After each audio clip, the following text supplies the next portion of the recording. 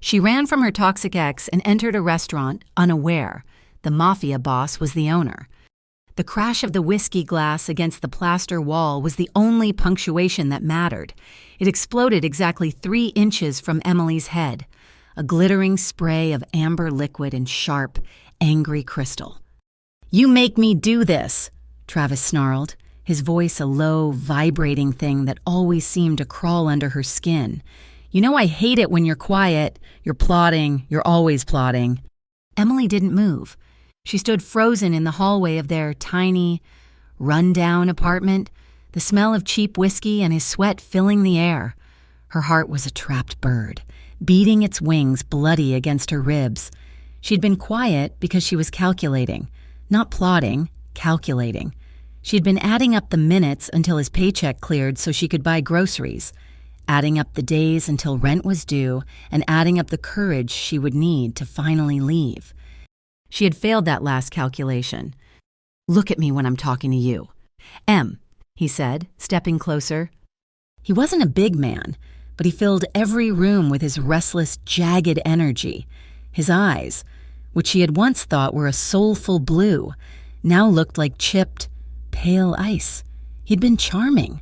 Once, a lifetime ago, before the charm had curdled into control, before the control had tightened into this constant, suffocating paranoia.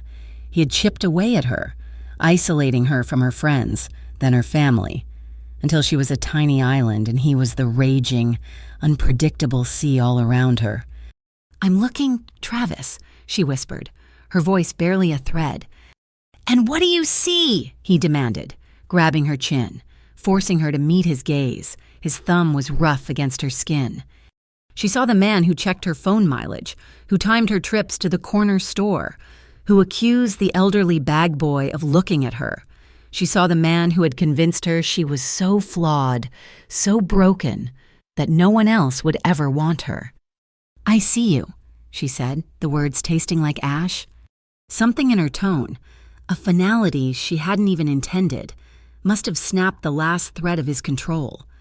"You think you're better than me," he hissed, shoving her backward. She stumbled, catching herself on the coat rack by the door. "You think you can just walk out of here? After everything I've done for you?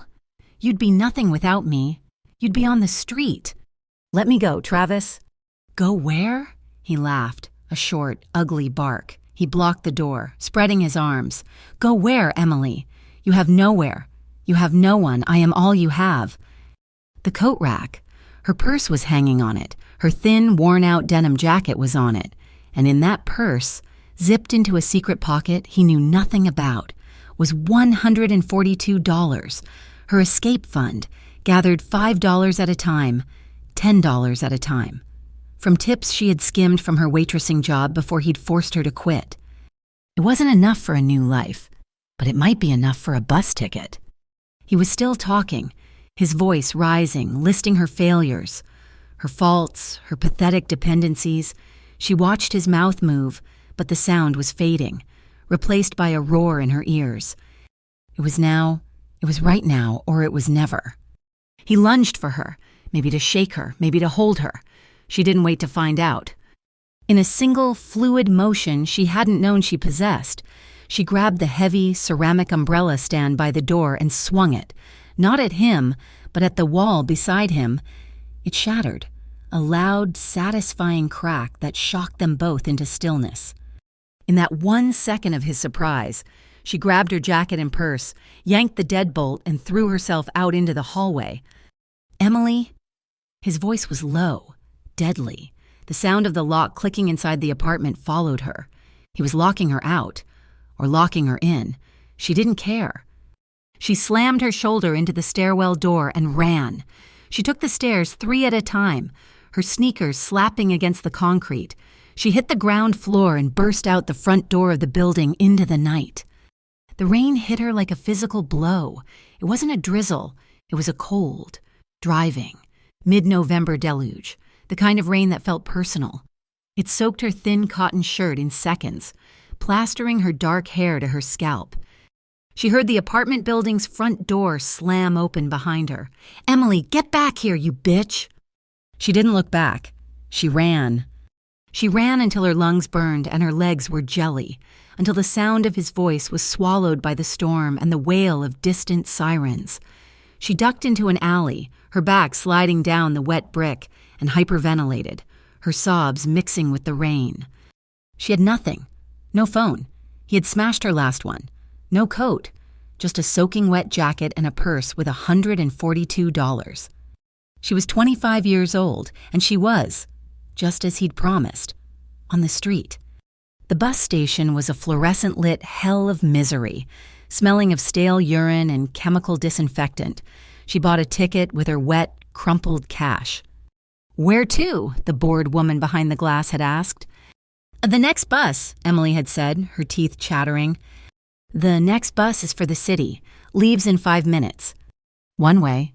The bus ride was 4 hours of vibrating numbness. She sat with her forehead pressed against the cold glass, watching the dark, rain-lashed landscape of her small town bleed into the anonymous suburbs, and then into the towering, indifferent canyons of the city. She didn't know its name. She didn't care. It was just a way. The adrenaline from the escape had long since faded, leaving behind a bone-deep cold and a hollow, aching void where her stomach was. She hadn't eaten since breakfast, a piece of dry toast she'd choked down while he slept. She arrived at the city's main terminal just after 9 o'clock at night. The rain was still falling, a relentless, miserable downpour. She pulled her denim jacket tighter, a useless gesture. She was soaked to the bone. She walked out of the terminal and was swallowed by the noise, the lights, the sheer scale of the place. People hurried past her, tucked under umbrellas, their faces grim. She was invisible, another piece of wet trash blowing through the streets. She walked for hours, or maybe it was only minutes. Time had lost its meaning. Her feet were numb, her sneakers squelching with every step. The $142 had shrunk. The ticket had cost $36. She was down to $106, and it felt like the last bit of air in a dying woman's lungs. The hunger was no longer a dull ache. It was a sharp, twisting pain in her gut. She needed food. She needed warmth. She needed to stop moving. She turned a corner, off the main drag of flashing neon signs and chain restaurants, and onto a quieter, cobblestone street. The buildings here were older, made of dark brick, with elegant, glowing gas lamps. It was beautiful, and it made her feel even smaller, even more out of place. And then she saw it. It wasn't flashy, a simple, dark green awning with gold script that read, "Moretti's." Warm light spilled from the tall, steamed-up windows. It looked like a painting of warmth, a fortress against the storm. She hesitated, her hand clutching the strap of her purse. It was obviously expensive, the kind of place she and Travis would have scoffed at before driving to a greasy diner, the kind of place that had a dress code. But then, a gust of wind sent a sheet of icy rain slashing across her, and at the same time, the smell wafted out. Garlic, deep, rich roasted garlic, and rosemary, and red wine, and the unmistakable, life-affirming scent of fresh, baking bread. Her stomach clenched so violently she gasped, leaning against a lamppost. The shame was a hot, bitter taste in her mouth. They would throw her out. She was a drowned rat, but the cold was seeping into her bones, and she had a terrible, vivid thought of just lying down on the wet pavement and not getting up. Desperation won. Pride was a luxury she couldn't afford. She took a deep breath, pushed her plastered hair out of her eyes, and pulled open the heavy, carved wooden door. The restaurant was hushed. The chime of the bell above the door sounded obscenely loud in the sudden, warm silence. It was all dark wood, low, golden light, and white tablecloths that gleamed like fresh snow. Soft jazz piano music trickled from unseen speakers. Every table seemed to be full of beautifully dressed people, their voices a low, civilized murmur, the sound of clinking glasses and silverware. And every single one of them, it felt, turned to look at her. She stood just inside the door, dripping a pathetic puddle onto the gleaming, dark parquet floor. A man in a sharp black suit approached her. He was older, with silver hair and a face that looked like it had never smiled. His professional disdain was a tangible thing. "Ma'am," he said, and the word was an insult.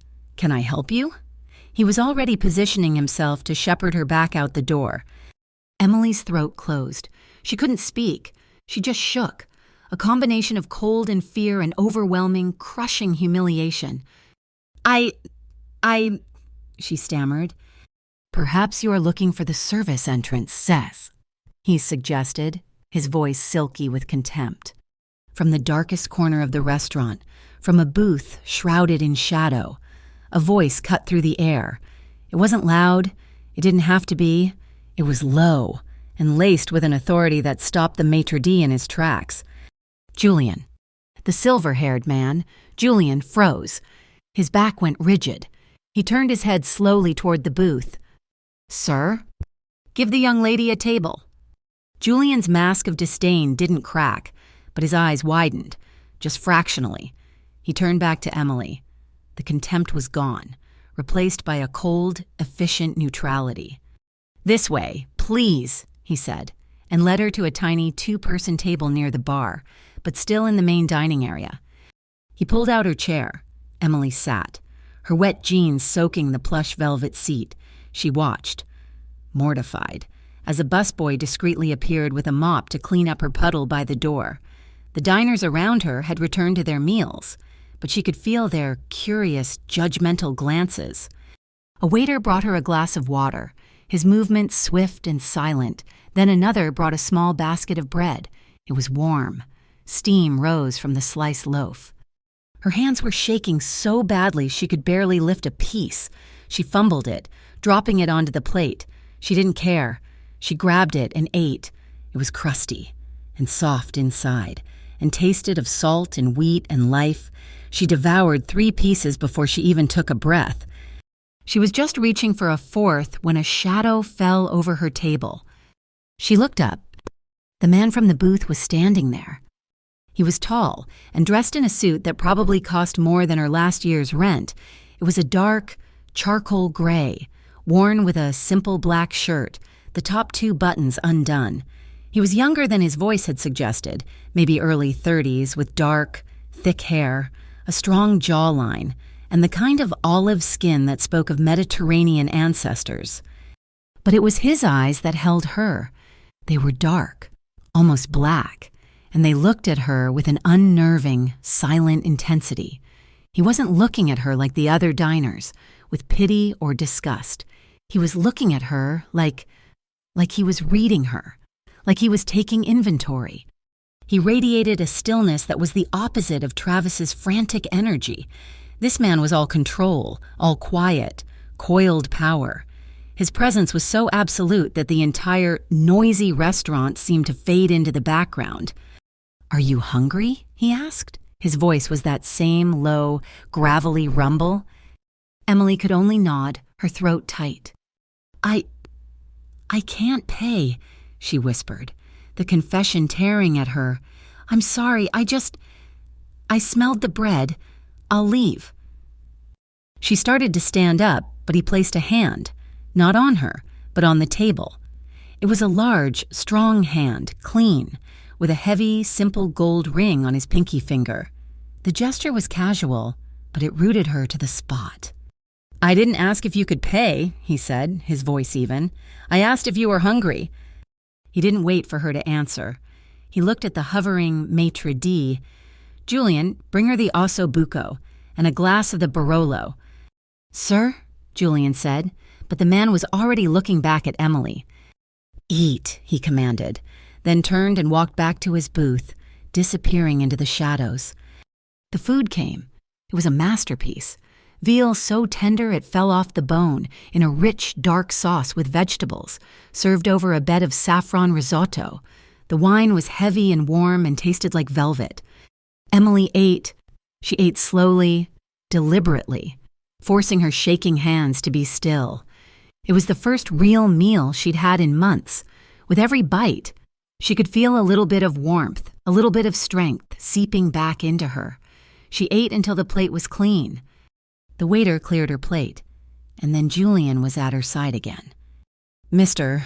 Moretti would like you to join him," he said, his voice flat. Her stomach, now full, clenched in a different kind of fear. Mr. Moretti.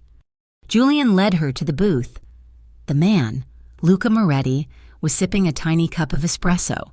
He gestured for her to slide into the plush leather seat opposite him. The booth was dark, intimate, cut off from the rest of the restaurant. She could smell his cologne, something warm and spicy, like cedar and tobacco. "Better?" he asked. "Yes. Thank you. I don't know how I can... I'll wash dishes. I can work it off." He almost smiled. It was just a brief twitch at the corner of his mouth. "I have dishwashers." He took a sip of his espresso, his dark eyes never leaving her face. "You're in trouble, Emily." She flinched. "How did you know my name?" "You're not wearing a coat. Your clothes are cheap, but they were clean before the rain. Your hands are shaking, but not from withdrawal. You have no phone, no purse. Wait," he corrected himself. "You have a purse, but you're guarding it like it's all you have left. You're running." He leaned forward, just slightly. From who? His observations were so sharp, so accurate, it terrified her. I can't talk about it." "Fair enough." He leaned back, seeming to lose interest, and signaled for the check, though he hadn't been given one. A waiter instantly brought a leather-bound book. Luca dropped a few large bills without looking. "You have nowhere to go, no money or not enough, and no one in the city to call."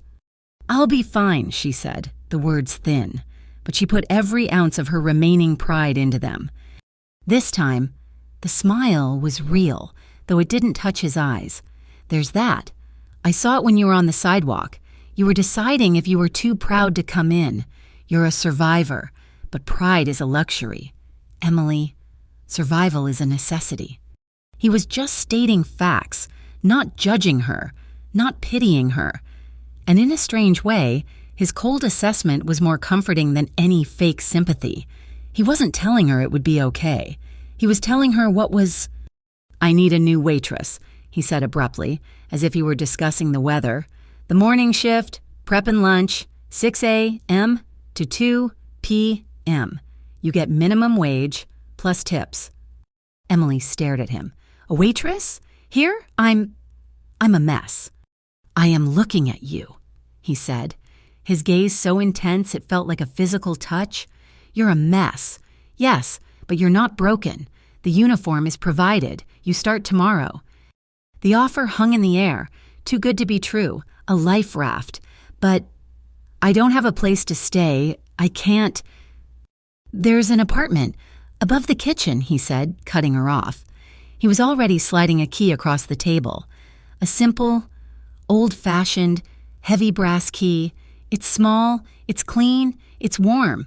The last girl left in a hurry. Emily looked at the key. She looked at him.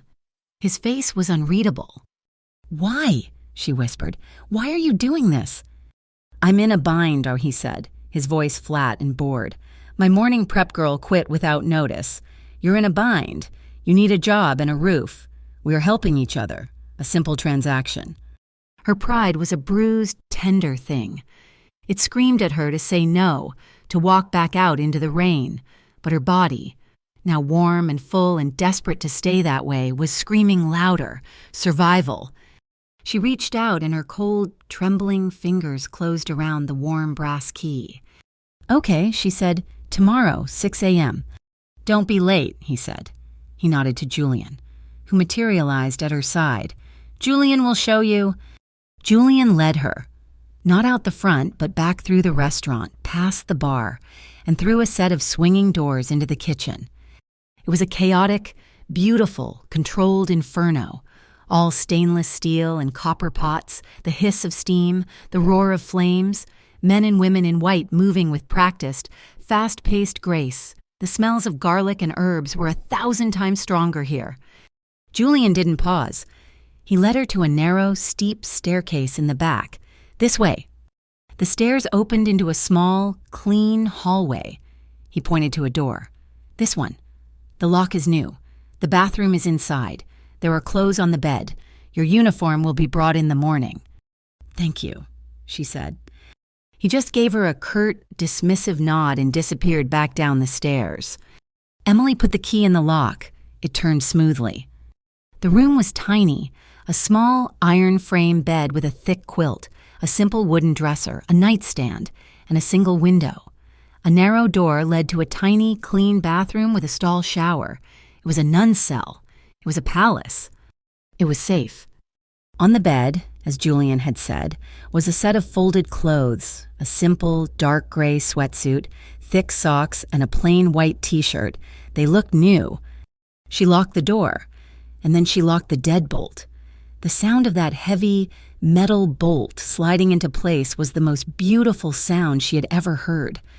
She stripped off her wet, filthy clothes, leaving them in a pile by the door. The shower was hot, and the pressure was strong. She stood under the scalding water until her skin was red, scrubbing away the grime of the bus, the apartment, the city streets, and the memory of Travis's hands. She cried then, not the loud, hysterical sobs of her escape, but silent, hot tears that mixed with the shower water, tears of relief, of terror, of confusion. She dried herself with a thick, white towel, put on the sweatsuit, it was too large, but impossibly soft and warm, and climbed into the bed. The mattress was firm, the blankets heavy. From the kitchen below, she could hear the faint clatter of dishes and the muffled shouts of the chefs. She couldn't sleep. Her mind was racing. She got up and went to the window. It overlooked the dark, narrow alley behind the restaurant. The rain had finally tapered off to a fine, misty drizzle. As she watched, the back door of the kitchen opened, casting a bright yellow rectangle of light onto the wet pavement. Luca Moretti stepped out. He was not alone. Two very large men in dark, identical suits flanked him, emerging from the shadows so silently she hadn't even seen them. They moved with a professional, watchful stillness.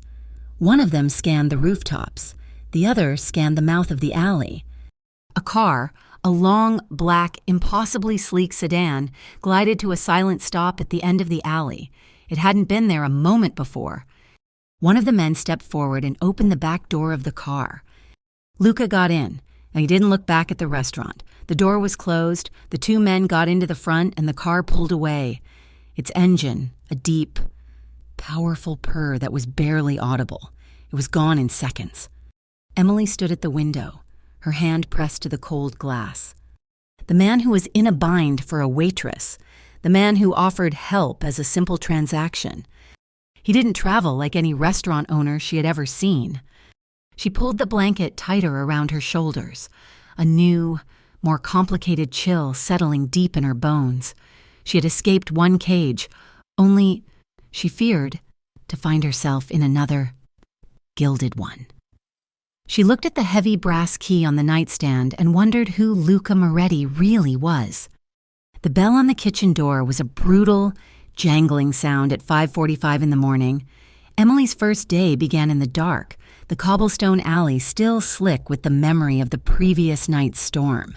She had slept in the gray sweatsuit, a fitful, shallow sleep, and had woken an hour before the alarm she'd found on the nightstand.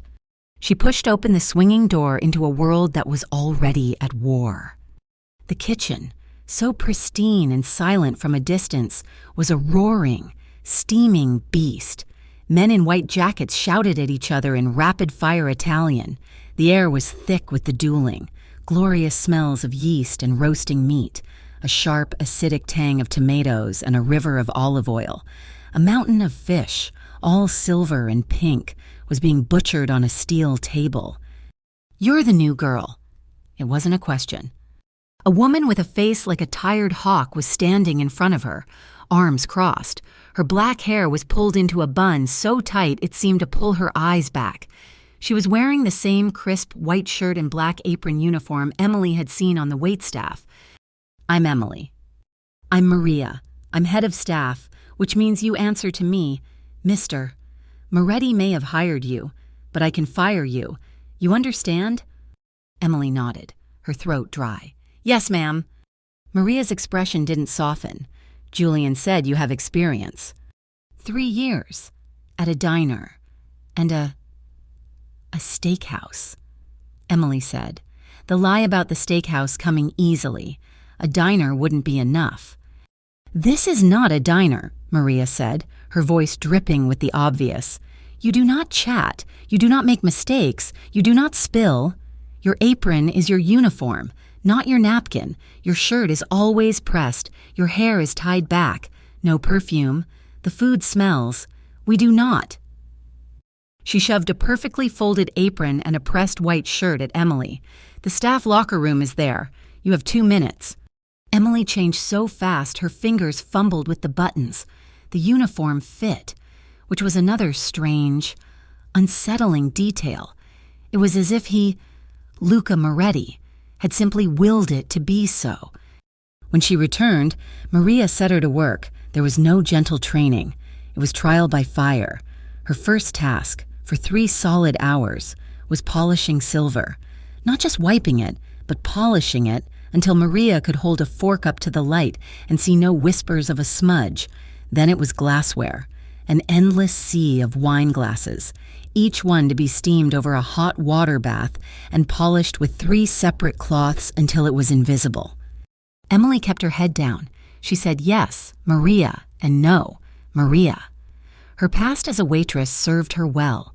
She knew how to move in a busy space, how to anticipate needs, how to be a ghost until she was required. But this place was on another level.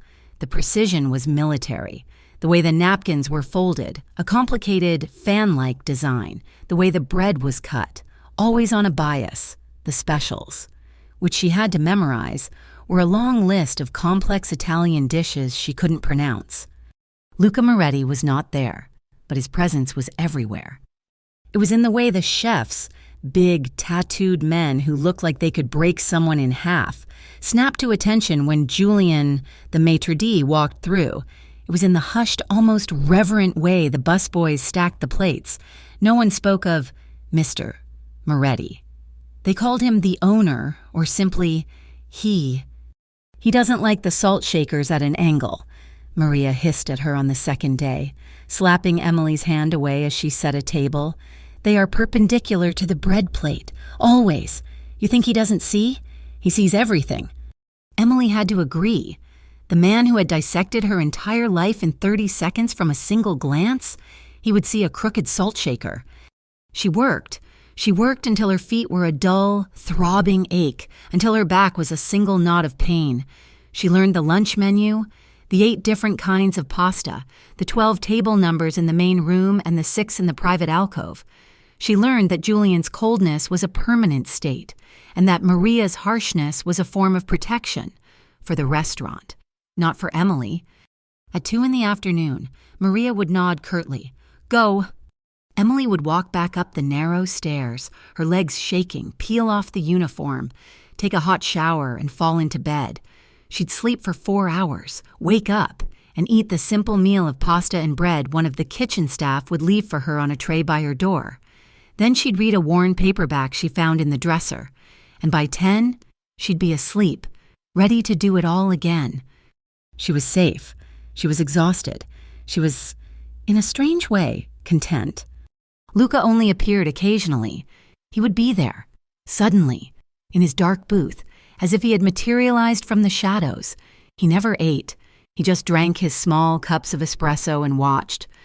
His staff, his true staff, operated with a fear that was so deep it had become a form of profound loyalty. When he was in the building, the kitchen was quieter.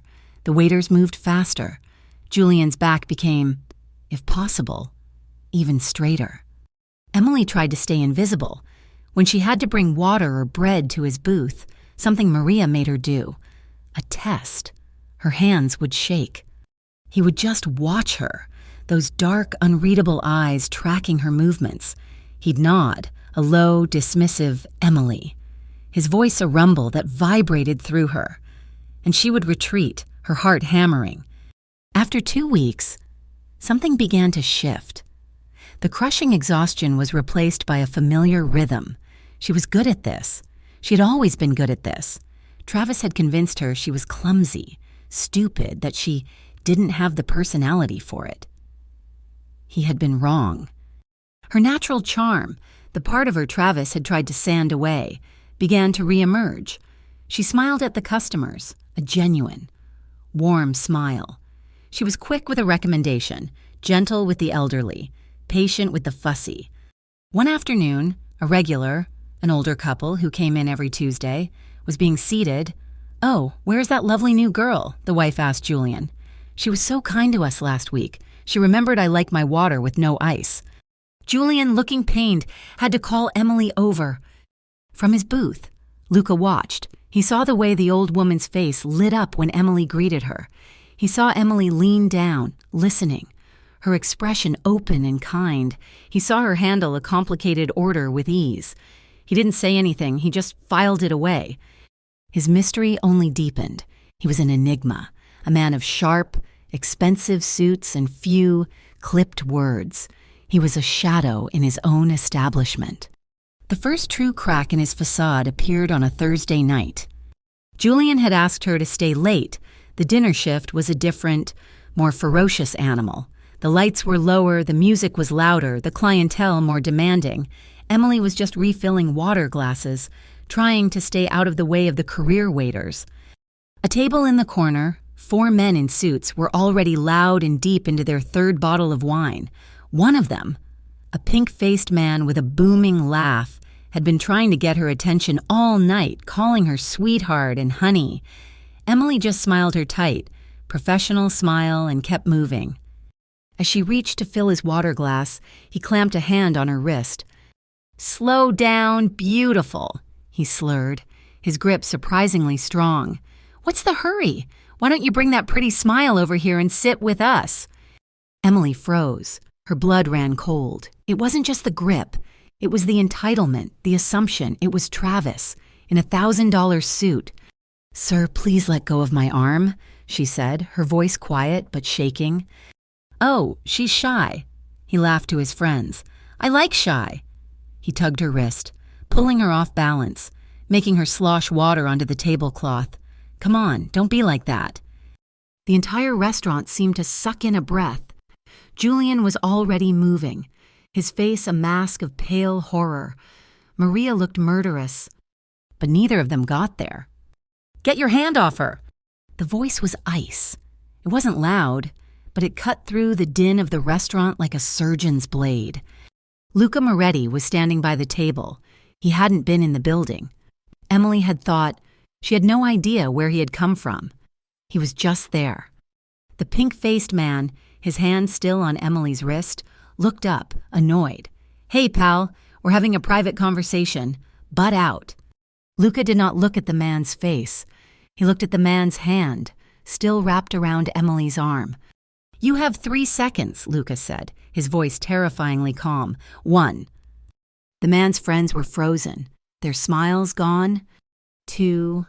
The man, finally sensing the air in the room, which had dropped 20 degrees, let go of Emily. "Hey, just having fun, no big deal." Emily snatched her arm back, cradling her wrist, her face burning with shame and fury.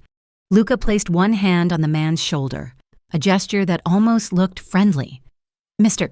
Harrison," Luca said, his voice now a low, pleasant murmur that only the table could hear. "I believe your evening is over." "What? I haven't even had dessert," Harrison blustered, trying to regain his footing. "Your evening," Luca repeated, his voice still quiet, "is over. You will pay your bill, and you will leave, and you will not come back." "Now, listen," Harrison started, puffing up. "I'm a very important client, I know." Luca's grip on the man's shoulder tightened. Emily saw Harrison's face go from pink to white. He winced, a small, choked sound coming from his throat. "I am not interested in who you know," Luca said, his dark eyes like polished stones. "I am interested in you leaving my restaurant, quietly, before you make a scene that you will regret far more than I will." He squeezed. "Once?" Harrison's eyes bulged. Fine, she and the man wheezed, slumping. Luca let go and straightened his suit jacket. He didn't look at Emily. He addressed Julian, who was hovering. "Julian, bring Mr. Harrison's party there. check immediately, and a bottle of our best grappa on the house for the road. It was a dismissal, an execution, wrapped in a veneer of hospitality. The men were gone in 5 minutes, their exit hurried and silent. Luca turned, not to Emily, but to Julian and Maria. "My office. Now." Emily was left shaking by the waiter's station. 10 minutes later, Julian and Maria returned. Their faces were pale. Luca walked straight past Emily, his gaze fixed on the front door, but he paused, his back to her. "You will never let that happen again." It wasn't clear if he was talking to her or to his staff. "In my house," he continued, his voice low. "My rules, that is all." And then he was gone. She didn't see him for 3 days, but she felt the shift. The staff looked at her differently, with a new, wary respect. She was not just a stray. She was, for some reason, under the owner's protection. She finally found him in his office. Late one night after the last customer had left, the door was ajar, and she could see him at his desk, just a shape in the lamplight. She knocked, her knuckles barely grazing the wood. "Mr. Moretti?" "Emily." He didn't look up from the ledger he was studying. "I wanted to thank you," she said, her voice small, standing in the doorway, "for what you did with Mr. Harrison." He finally looked up, the intensity of his gaze, even in the dim light, made her want to step back. He was disrespectful. "Yes, but you didn't have to." "Yes, I did." He closed the ledger. "He disrespected my restaurant. He disrespected my staff. It is the same thing." She took a small step into the room. "The staff, they're afraid of you." A small, humorless smile touched his lips. "They are loyal." "It looks like fear to me," she said, surprised at her own boldness. He stood.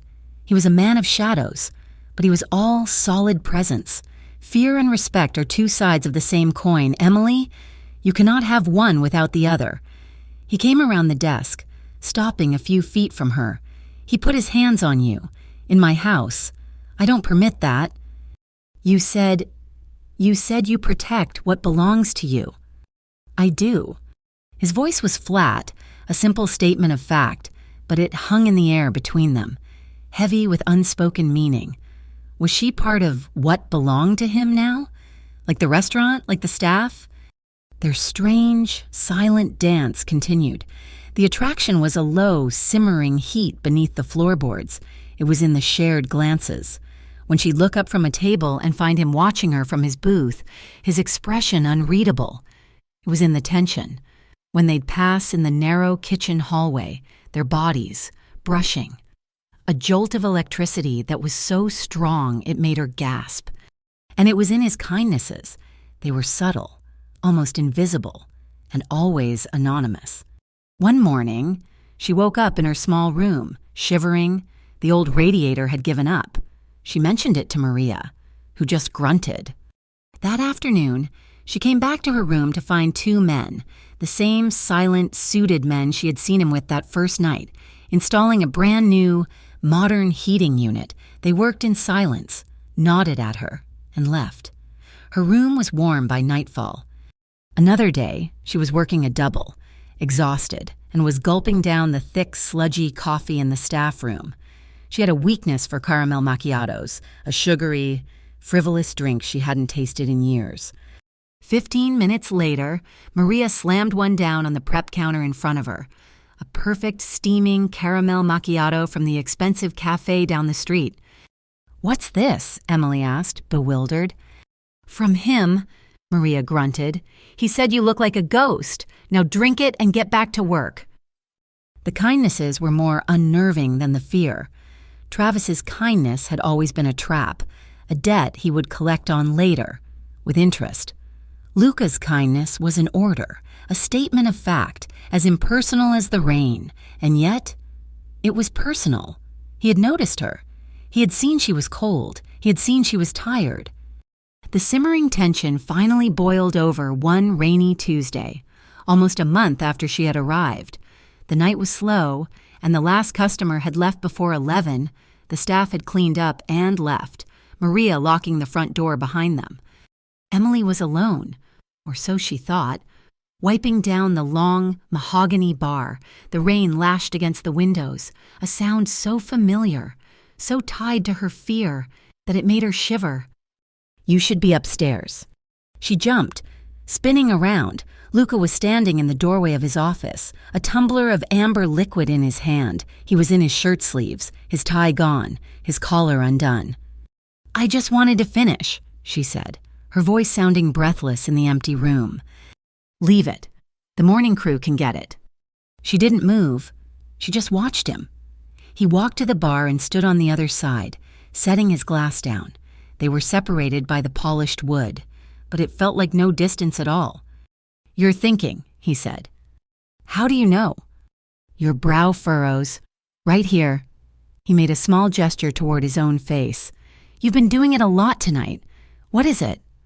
She stopped polishing, the rag clutched in her hand, the rain, the silence, his presence. It all conspired to pull the words out of her. "I was thinking about, before that first night, the rain." "You were scared," he said. "I'm always scared," she whispered, the confession shocking her. "At least, I was with him, with Travis. He used to tell me I was worthless." The words just fell out, flat and heavy, into the quiet room. He said it every day. "You're stupid, Emily. You're ugly. You're lucky I put up with you. No one else would ever want you." He said it so many times. She looked down at the bar, at her own hands, white-knuckled on the rag. He said it so many times. I started to believe him. She could feel his stillness. It was so absolute. It was louder than a shout. She looked up. His face had changed. The bored, calm indifference was gone, replaced by a dark, restrained fury. His jaw was a hard line, his knuckles white around his glass. He wasn't looking at her, but at something past her, something he was visualizing. He looked, in that moment, truly dangerous. "And now?" he asked, his voice a low grate. "Do you still believe him?" A single, hot, stupid tear welled up and rolled down her cheek. She angrily swiped it away. "I don't know what I believe." The admission broke her. The tears, held back for a month, for a year, for a lifetime, started to fall. She wasn't sobbing. It was a quiet, desperate, humiliated crying. "I'm sorry," she choked, turning away. I'm sorry." In a second, he was no longer behind the bar. He was beside her. He moved with a speed and silence that was inhuman. He didn't speak. He just put a hand on her shoulder and turned her to face him. He was wrong. His voice was rough. He lifted his other hand, and his thumb, warm and slightly rough, brushed the tears from her cheek. The gesture was so exquisitely gentle, so at odds with the coiled violence she'd just seen in his eyes, that it stole her breath. She just stared at him, her breathing shaky. He didn't pull his hand away. His thumb stroked her cheekbone. Once. His dark eyes searched her face, not with pity, but with a raw, burning intensity. "You are not worthless, Anne," he said, his voice dropping to a whisper. He stepped closer. His other hand, the one not on her face, found her waist. His fingers splayed against her back. He wasn't pulling her, just holding her, grounding her. She could feel the heat of his palm through the thin material of her shirt. She could smell him, that scent of cedar and spice and something uniquely him. "Emily," he breathed, and her name was a question. His face was so close now. His gaze dropped to her mouth, then back to her eyes. Her own lips parted on a shaky breath. She could see the small flecks of gold in his dark, dark eyes. This was it. This was the moment the entire month had been building toward. Her hands came up, not thinking, and rested on his chest. She could feel his heart, a strong, steady beat beneath her palm. He leaned in. His breath was warm on her skin. Their lips were a whisper apart. And then he tensed. His whole body went rigid. His eyes closed for a second, a flicker of some internal battle. His jaw clenched so hard a muscle jumped. He pulled back. It was the hardest, most violent movement she had ever seen him make. He didn't just step away, he recoiled, as if she had burned him. He put 2 yards of space between them, his hand running through his hair, his back to her. "Not yet," he said, his voice strained, raw. He didn't turn around. He didn't explain. He just walked away, his long strides eating up the floor, and disappeared into his office, the door clicking shut with a finality that echoed in the silent, empty restaurant. Emily was left standing by the bar, her fingers tingling where they had touched his chest, her lips burning where his had almost been. She went upstairs, her body a confused, aching live wire. That night, she dreamed. It wasn't a nightmare of Travis, his voice and his rage. It was a heated, confusing, vivid dream of dark eyes, a warm thumb on her cheek, and the scent of cedar. She woke up in the pre-dawn darkness, more confused and more terrified than she had ever been. She had escaped a monster she knew, only to find herself mesmerized by a mystery she didn't. The days following that almost kiss were a new, exquisite form of torture. The air, once simmering, was now brittle, stretched taut. Luca had not just pulled back, he had retreated completely. He was in the restaurant, but he was a ghost. A presence felt only in the sudden hush of the kitchen when he passed through, or the way Julian's posture would snap to attention. Cued by a shadow Emily couldn't even see. He didn't look at her. He didn't speak to her. The dark booth in the corner remained empty for a week. Emily was left in a void, her world suspended, the warmth of his thumb on her cheek, the rough velvet of his voice saying "not yet." It all played over and over in her mind. He had rejected her, but it hadn't felt like a rejection. It had felt like a reprieve, a promise. It was this, the not knowing, that was unraveling her. She poured herself into the work, a frantic, mindless energy. She polished silver until her fingers were raw. She memorized the wine list, reciting vintages and regions in her tiny room at night until her head spun. She was the first to arrive, the last to clean, an automaton of perfect service. Maria watched her with narrowed, hawk-like eyes. "You work too hard," she grunted one morning, slamming an espresso down on the counter. "You'll burn out. He doesn't like burnouts." "I'm fine, Maria." Emily had lied, her smile as starched as her apron. She wasn't fine. She was waiting for the other shoe to drop, waiting for the man in the shadows to step back into the light. She had been at Moretti's for almost 6 weeks. 6 weeks of safety, 6 weeks of peace, the longest she had gone without looking over her shoulder in 3 years. Her tips, saved meticulously in a small envelope under her mattress, had grown to over $800. It was a fortune. It was freedom. With a shaking hand, she had taken $200 of those dollars and bought a phone, a cheap, pay-as-you-go burner from a corner store. She hadn't bought it for connection. She had bought it for escape. She had programmed in the number for the bus station, the National Domestic Abuse Hotline, and a single taxi service. She kept it turned off, hidden in her sock drawer. It was a mistake, an oversight born of professional necessity that brought the walls down. Maria had demanded a contact number.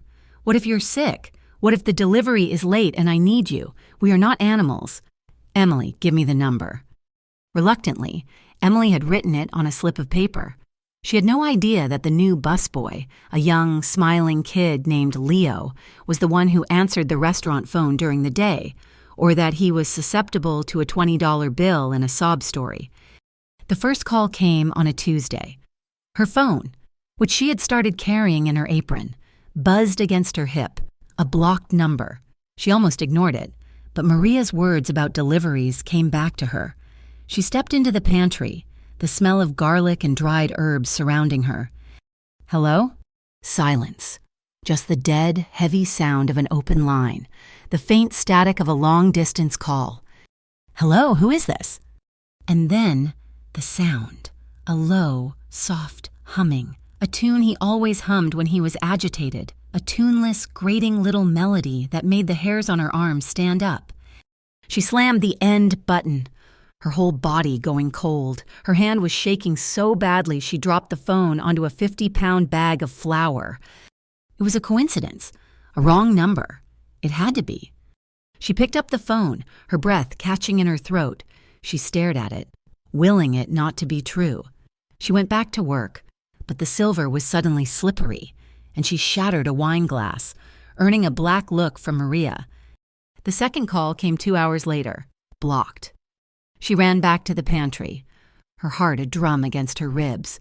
"Leave me alone," she whispered into the phone before he could even speak. A low chuckle. It was him. The sound she had prayed she would never hear again. "Em, you shouldn't have run, baby. You know I always find you." "How did you get this number?" she demanded, her voice a strangled, furious sob. "Does it matter? You sound good. He treating you right, this new boss? I hear he's a big shot." Her blood turned to ice. What are you talking about?" "Leo, at the restaurant, nice kid, a little dumb, but chatty, told me all about the fancy place. Told me you were the owner's new favorite. You move fast, I'm impressed." She felt faint, leaning her head back against a shelf of canned tomatoes. He knew where she was. "You can't come here," she hissed. "I'll call the police. I swear to God, Travis." "The police?" He laughed again, a sound that was all sharp, broken edges. "Oh, you're in his world now, aren't you? You think the cops can touch a guy like Moretti? You're playing in a different league, baby, and you're going to get hurt." "What do you want, Travis?" "Want? I want what's mine. You're mine. Emily, you think a fancy suit and a dark restaurant changes that? You're just a broken-down waitress, and he's going to get tired of you. And when he does, I'll be right here." The line clicked dead. She slid down the wall, her legs giving out, and sat on the flour bag, her arms wrapped around her stomach, trying not to be sick. He didn't call again that day. The messages started that night. "I'm in the city. It's big, but not that big. You look tired today. That black apron isn't flattering. By the way, makes you look pale." He had seen her. He was here. He was watching. She told no one. It was the old, familiar shame, the animal instinct to hide the wound, to not draw attention from the pack. If she told Luca, what would he do? He would fire her. He wouldn't want the trouble. He had protected her from a drunk customer. But that was business. This was personal. This was a stain, a mess. And Luca Moretti did not seem like a man who tolerated messes. So she hid. She smiled at customers, her lips feeling like cracked porcelain. She polished silver, her hands on autopilot, and she lived in a constant, vibrating state of terror. Every customer who walked in the door was him. Every car that slowed down in the street was him. She stopped sleeping. The small room, once her palace, her fortress, was now a trap. She would lie awake, staring at the window, expecting a shadow. She'd get up, check the lock on her door 3, 4, 5 times. She was pale, her eyes dark, bruised-looking. And Luca noticed. He was back. He hadn't spoken to her, not one personal word since that night at the bar, but he was in his booth, watching. He had returned to his routine of silent observation, but it was different. It was charged. He wasn't just watching his restaurant, he was watching her. He saw the way her hands fumbled when she set down a plate. He saw the way she jumped, a tiny, flinch-like movement. Every time the kitchen door swung open, he saw the new, haunted darkness under her eyes. He said nothing. He just watched, his expression growing darker by the day. The breaking point came on a Friday night, after her shift. She had worked a double, her feet screaming, her head pounding. The last text from Travis had come an hour before. "I'm so close. I can almost smell you. That cheap floral soap you like?" She had almost thrown up in the staff bathroom. At 2 a.m, she finally left, nodding a weary good night to Maria. She didn't walk through the kitchen, but out the grand front door. The city air was cold and sharp. She just wanted to walk, just for a minute, to clear her head before climbing the stairs to her cage. She made it to the alley, the one that ran behind the restaurant, the one her window overlooked. It was dark, illuminated only by a single flickering street lamp at the far end and the yellow glow from the kitchen's back door. The dumpsters were lined up against the brick wall, smelling of stale wine and old food. She leaned against the cold brick, her resolve crumbling. She was so tired of running, tired of being afraid. She pulled out her phone. One new message. "He can't protect you. He's a monster, M. I'm the one who loves you. I'm the only one. I'm coming to get you." A sob tore from her throat, a ragged, ugly sound. She sank to her knees on the dirty cobblestones, her body shaking. The phone clutched in her hand. This was it. She would never be free. He would follow her, and one day he would find her alone, and he would. What is he?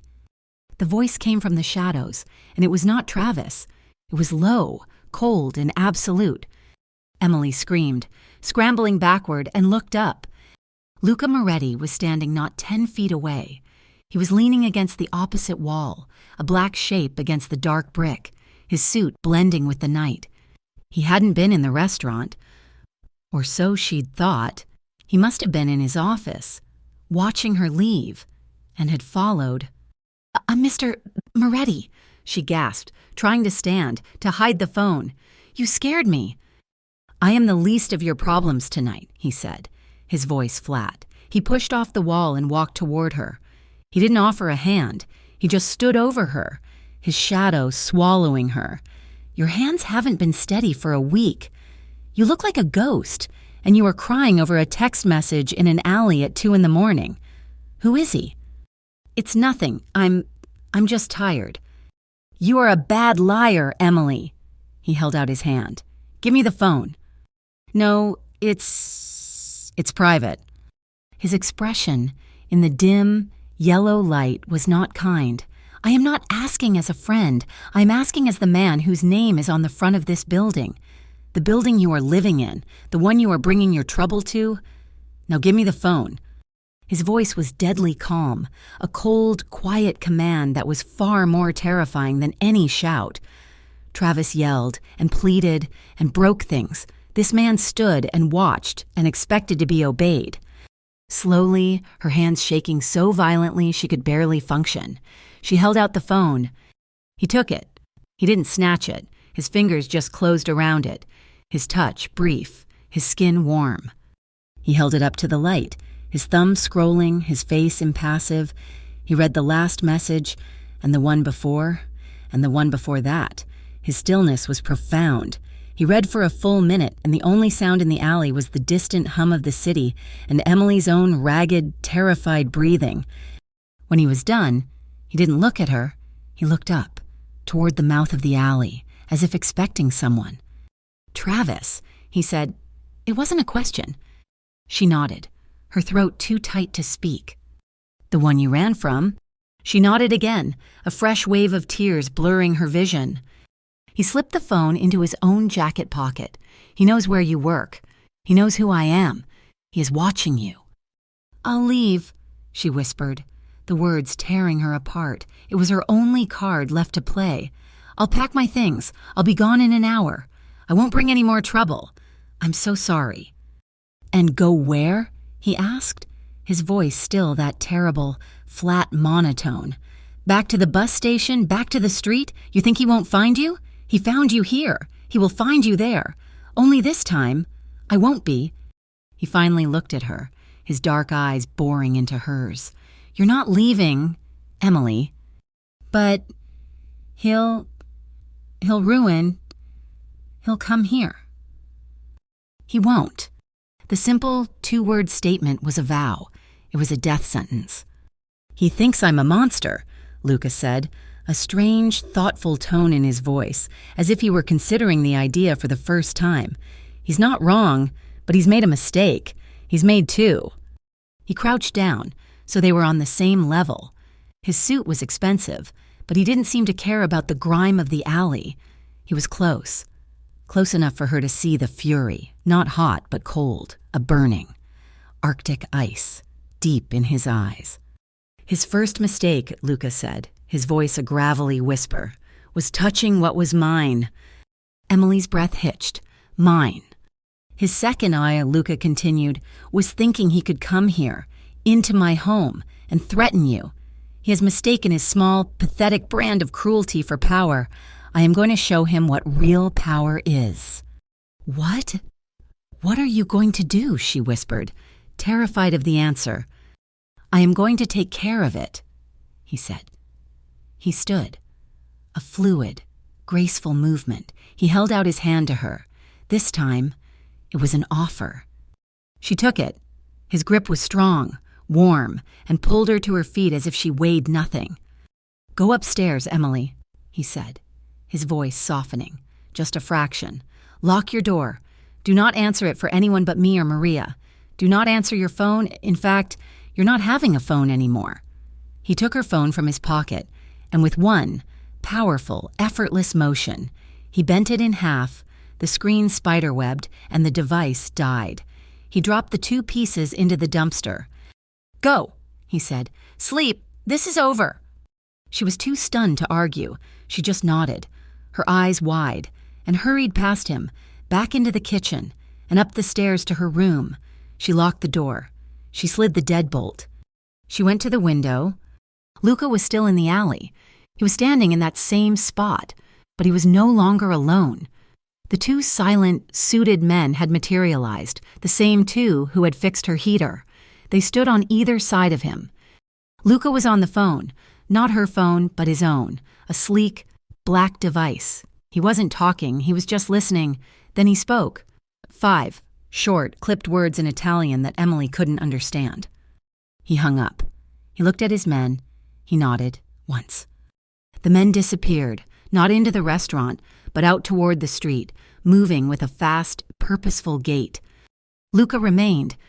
He looked up, his gaze finding her window, finding her, a shadow in the dark. He stood there for a long time, just watching her window, a guardian at the gate. She didn't sleep, but for the first time in a week, she wasn't afraid. The next few days were a blur. Luca's presence, once a rare and unsettling event, became a constant. He was there when she arrived in the morning, sitting in his booth, a newspaper in front of him, though he was never reading it. He was there when she finished her lunch shift, his eyes following her as she cleaned her tables. He didn't speak to her. Not about that night, he was just there. He began walking her home, not from the restaurant floor to the stairs. He would meet her at the kitchen door at the end of her shift. Emily. He would nod, and they would walk the 10 steps to the staircase in silence. He would touch her, small, proprietary gestures, a hand on the small of her back as he guided her through the crowded kitchen, his fingers brushing her arm as he passed her a water glass. And he would hold her gaze across the crowded dining room. She would look up, and he would be watching her, his expression intense, possessive, a silent, all-encompassing claim. The rest of the staff saw it, their deference to her, already present, solidified into something new.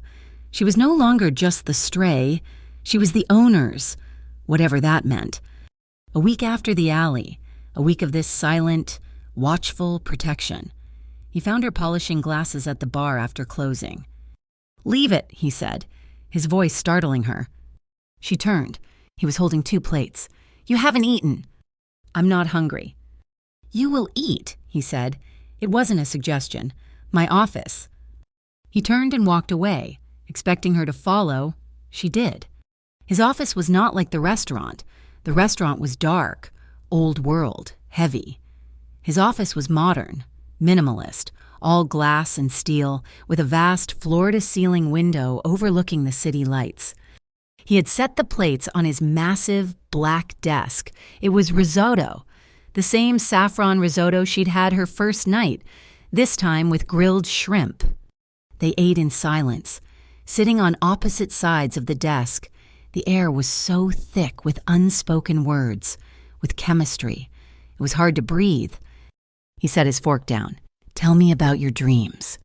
The question was so unexpected, it threw her. "My dreams?"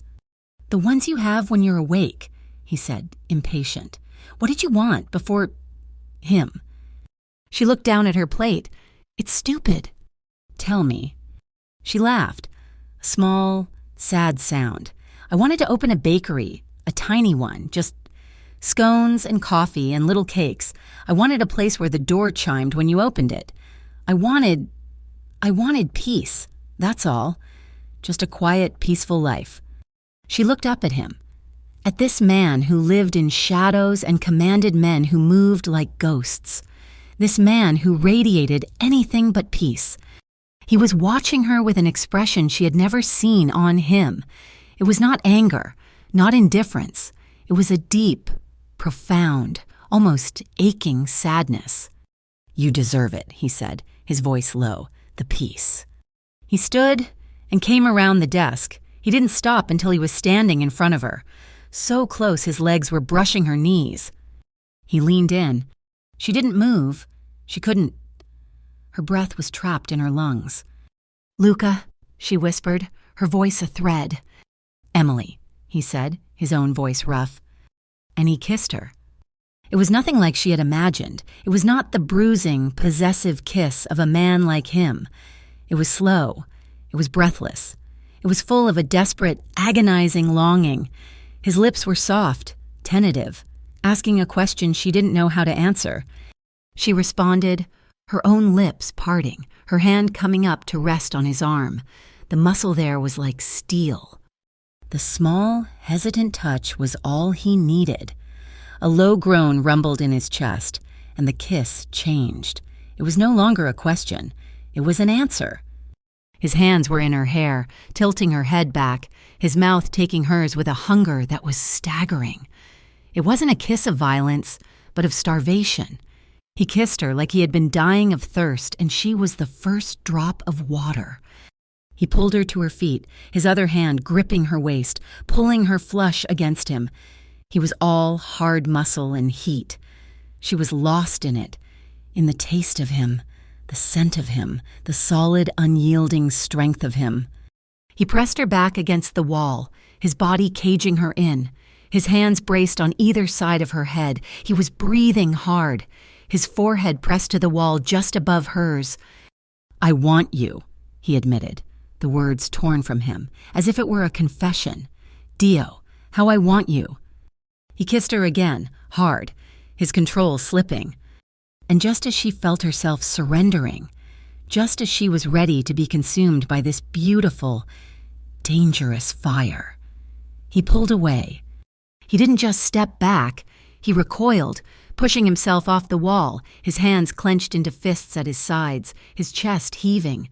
He put the desk between them again, his face a mask of effort. I want you, he repeated, his voice strained, but not like this. Not like what? She whispered, her body trembling, her lips swollen. Not when you're scared, he said, his voice raw. Not when you're still looking over your shoulder. Not when you're a victim. I will not be another man who takes something from you when you're weak. She stared at him. This powerful, terrifying man who was fighting himself for her. He thought she was weak. He thought she was scared. She walked around the desk. She did not stop until she was standing directly in front of him, so close she could feel the heat radiating from his body. She was not scared, not of him, never of him. I'm not scared of you, Luca, she whispered. She reached up, her hand trembling, and laid her palm flat against his cheek. His skin was rough with stubble and hot. He flinched, but didn't pull away. He closed his eyes, leaning into her touch like a man starving for it. I feel safe with you. His eyes snapped open. The words hit him harder than a physical blow. He took her hand, the one on his face, and brought it to his lips, kissing her palm. His own forehead came down to rest against hers. They stood like that, in the silence of the city, just breathing each other's air. Then I am lost, he whispered, his eyes closed. Neither of them was ready to say more. That kiss, the one that had been all slow longing and fierce restraint, had changed the very air they breathed. It was no longer a question of if, but when. Luca had pulled back, His jaw clenched, his eyes full of a fire he was desperately trying to bank, but the promise had been made. His words, "Not when you're scared," echoed in Emily's mind. They were a vow, not a rejection. He was waiting for her to be whole. What he didn't realize was that his men, the silent, watchful ghosts who moved in his orbit, were failing. Travis was not just a small-town abuser with a chip on his shoulder. He was a creature of pure, unhinged desperation. And in the sprawling, indifferent city, he had found his element. He was a rat in a labyrinth, and he was chewing through the wires. Luca's men tracked him, but it was like trying to nail mercury to a wall. He stayed in cash-only flophouses, used stolen phones, and drifted through the city's underbelly. And he was asking questions. Not about Emily, not at first. He was asking about Moretti's. He was asking about the men who drove the black cars, the men with the telltale bulges under their jackets. He was asking about Luca's enemies. "He's a ghost," one of Luca's men, a man named Sal, reported, his voice low and frustrated, in the back office. "He's smart, or lucky. He made contact with a runner for the O'Malley crew." Luca, who'd been staring at the city lights, turned slowly. "The Irish."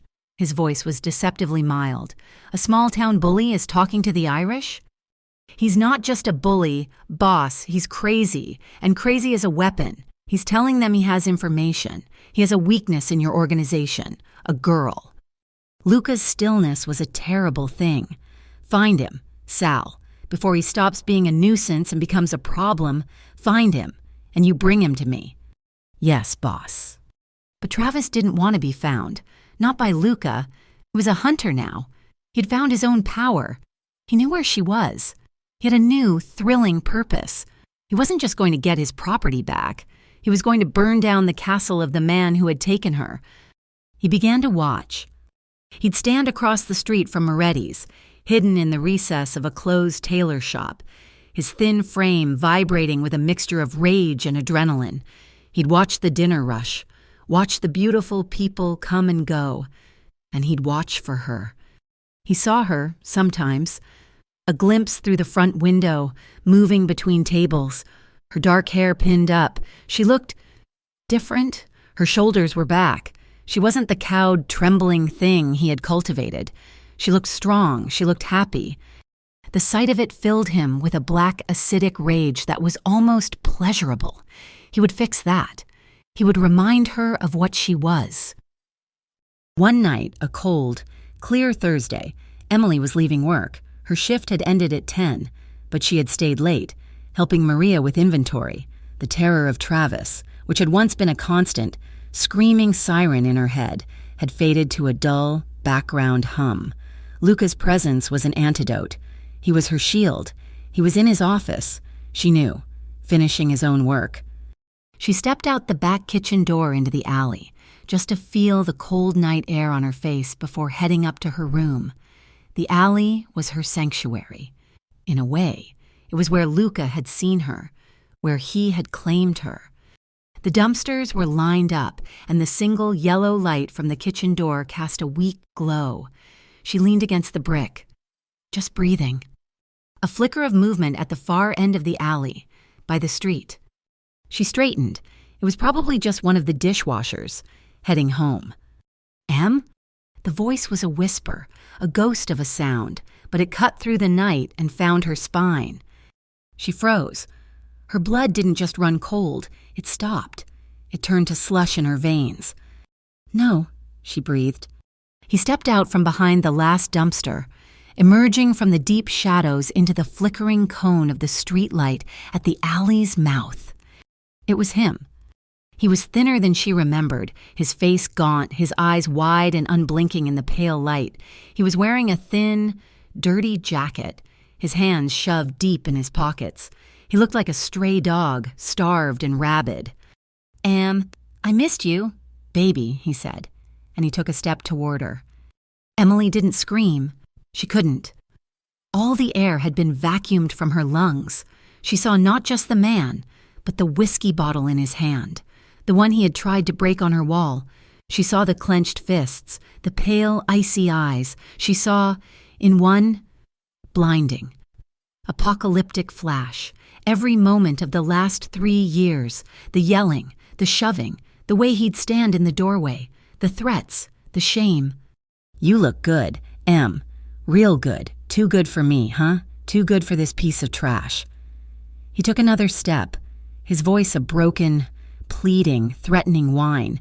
"You think he loves you? That monster? He doesn't love anyone. I love you, Em. I'm the only one." "Leave me alone," she whispered, her voice a tiny, lost sound. "I can't, baby. You're mine. You know that." He was halfway down the alley now. She was trapped between him and the kitchen door. Her heart, which had stopped, suddenly hammered into a frantic, impossible rhythm. It beat once, twice, a brutal punch against her ribs, and then nothing. The world tunneled, the yellow light of the kitchen door, the dark shape of Travis, the brick wall at her back, it all smeared, turned gray, and rushed away from her. She felt, in a distant, abstract way, her knees buckle. The last thing she heard was the kitchen door slamming open, and a roar, a sound that was not human, a sound of pure, possessive rage. Luca found her in a heap on the cobblestones, a small, broken pile. He had been in his office, his door open, listening to the sounds of the kitchen winding down. He had heard the back door open. He had heard her soft footfalls. He had heard the silence, a silence that stretched 1 second too long. And then he had heard the voice, "Em, I missed you, baby." He had been moving before the words even registered, his chair flying back, his hand already inside his jacket, gripping the cold steel of the gun he always carried. He burst into the alley to see Travis, a wild, starved look on his face, 10 feet from her, and he saw Emily, her face a mask of pure, unadulterated terror, just as her eyes rolled back and she collapsed. "No!" The word was torn from his throat. Travis, seeing Luca, a man in a pristine suit, radiating a killing coldness, did the only thing he knew how to do. He ran. He scrambled back, turned, and fled into the street. Luca didn't follow. He couldn't. He was on his knees beside Emily, his hands, the same hands that had just been on his gun, now trembling as they touched her face. "Emily, Emily, open your eyes. Apri gli occhi." His voice was raw, frantic, a sound no one had ever heard from him. She was pale, her skin clammy, but she was breathing. He didn't call for help. He didn't call for Maria. He scooped her up into his arms as if she weighed nothing. She was so small, so fragile. He had vowed to protect her, and the one thing he was supposed to keep out had gotten to her. He carried her through the kitchen. The remaining staff, 2 chefs, a dishwasher, flattened themselves against the steel counters, their eyes wide with terror. They had never seen the boss like this. His face was a mask of cold, white fury, his eyes black holes, and he was cradling the new waitress like she was the most precious, broken thing in the world. He didn't take her to her room. Her room was not safe. The alley was not safe. The restaurant was not safe. He carried her out the back, to his car, the same sleek black sedan that was always waiting. Sal, his driver, was out of the car in an instant, his face grim, opening the back door. "Boss? Drive," Luca snapped, sliding in, pulling Emily's unconscious form onto his lap, cradling her head against his chest. "To the penthouse, and get me everyone. Now, I want him found. I want the city shut down. I want his head." The car glided through the city, silent and fast. Luca just held her, his hand stroking her hair, his thumb brushing her pale cheek, whispering her name over and over in a mixture of harsh Italian and soft, broken English. The penthouse was a fortress, occupying the entire top 2 floors of a sleek, black, unmarked skyscraper he owned. It was nothing like the warm, dark wood of the restaurant in. It was all glass, steel, and cold, white marble, a sterile, minimalist expanse that overlooked the entire, glittering city. He carried her straight through the vast, empty living room, past a modern, unlit fireplace, and into his bedroom. The bed was massive, a low platform of dark wood, dressed in simple, crisp, gray sheets. He laid her down, his movements agonizingly gentle. He pulled off her sneakers, her apron, and then hesitated. He settled for just pulling the thick cashmere throw from the end of the bed up over her. He stood there for a long time, just watching the slow, shallow rise and fall of her chest. The rage he'd felt in the alley had cooled, solidifying into a block of icy, lethal resolve. He didn't leave her. He couldn't. He sat in a low, leather chair in the corner of the room, his phone in his hand, his suit jacket still on. He took the calls. His men were turning the city upside down. The Irish had been contacted, warned in no uncertain terms that the crazy ghost they were harboring was now marked for death by Moretti. They had cut him loose immediately, terrified. Travis was alone again, and he was being hunted. But that was for later. Luca's gaze kept snapping back to the bed. After an hour of sitting in the chair, he gave up. He was a creature of action, and the waiting was killing him. He toed off his own shoes, unbuttoned his cuffs, and laid down on the bed, not under the covers, but on top of them. Next to her, he just needed to be close. He told himself it was in case she woke up, in case she was scared. He laid on his side, his arm propped up, watching her. He watched her for hours. He watched the way her eyelashes, dark and thick, rested on her pale skin. He watched the small, vulnerable line of her mouth. Sometime before dawn, his own exhaustion, the adrenaline crash, claimed him. His head sank to the pillow beside hers. His hand, as if with a mind of its own, found hers. Lacing his fingers through her limp ones, he fell asleep. Not as a boss, not as a killer, but just as a man, guarding the only thing in the world that mattered. Emily woke to the smell of coffee and something else. That scent of cedar and spice. She was warm, so deeply, completely warm. Her bed. Her bed had never been this soft. The pillows felt like a cloud. She opened her eyes. The room was not her room. It was vast and gray and full of pale morning light. The entire far wall was a sheet of glass, the city spread out below her like a map. She turned her head. Luca? He was asleep. His face, usually a mask of controlled, bored indifference, was unguarded. He looked younger. He looked tired. His dark hair was mussed, and a shadow of stubble covered his strong jaw. His hand was still holding hers, his grip loose in sleep. She stared, her heart doing a slow, painful clench. And then, memory flooded back. The alley, the voice. Em, I missed you, baby. She gasped, sitting bolt upright, tearing her hand from his. He was awake instantly. There was no slow transition. In one fluid, terrifying motion, he was sitting up, his eyes black and alert, his hand flying to the empty space under his pillow. He relaxed, fractionally, when he saw it was just her. Emily, he said, his voice a low, rough rasp. I saw him, she whispered, her hands flying to her mouth, her whole body starting to shake. He was there. He was in the alley. Travis, he's gone. Luca was off the bed, his control snapping back into place. He was on his feet, pacing, running a hand through his hair. He ran. I found you. You fainted. You brought me here? She asked, looking around the stunning, sterile room. Where is here?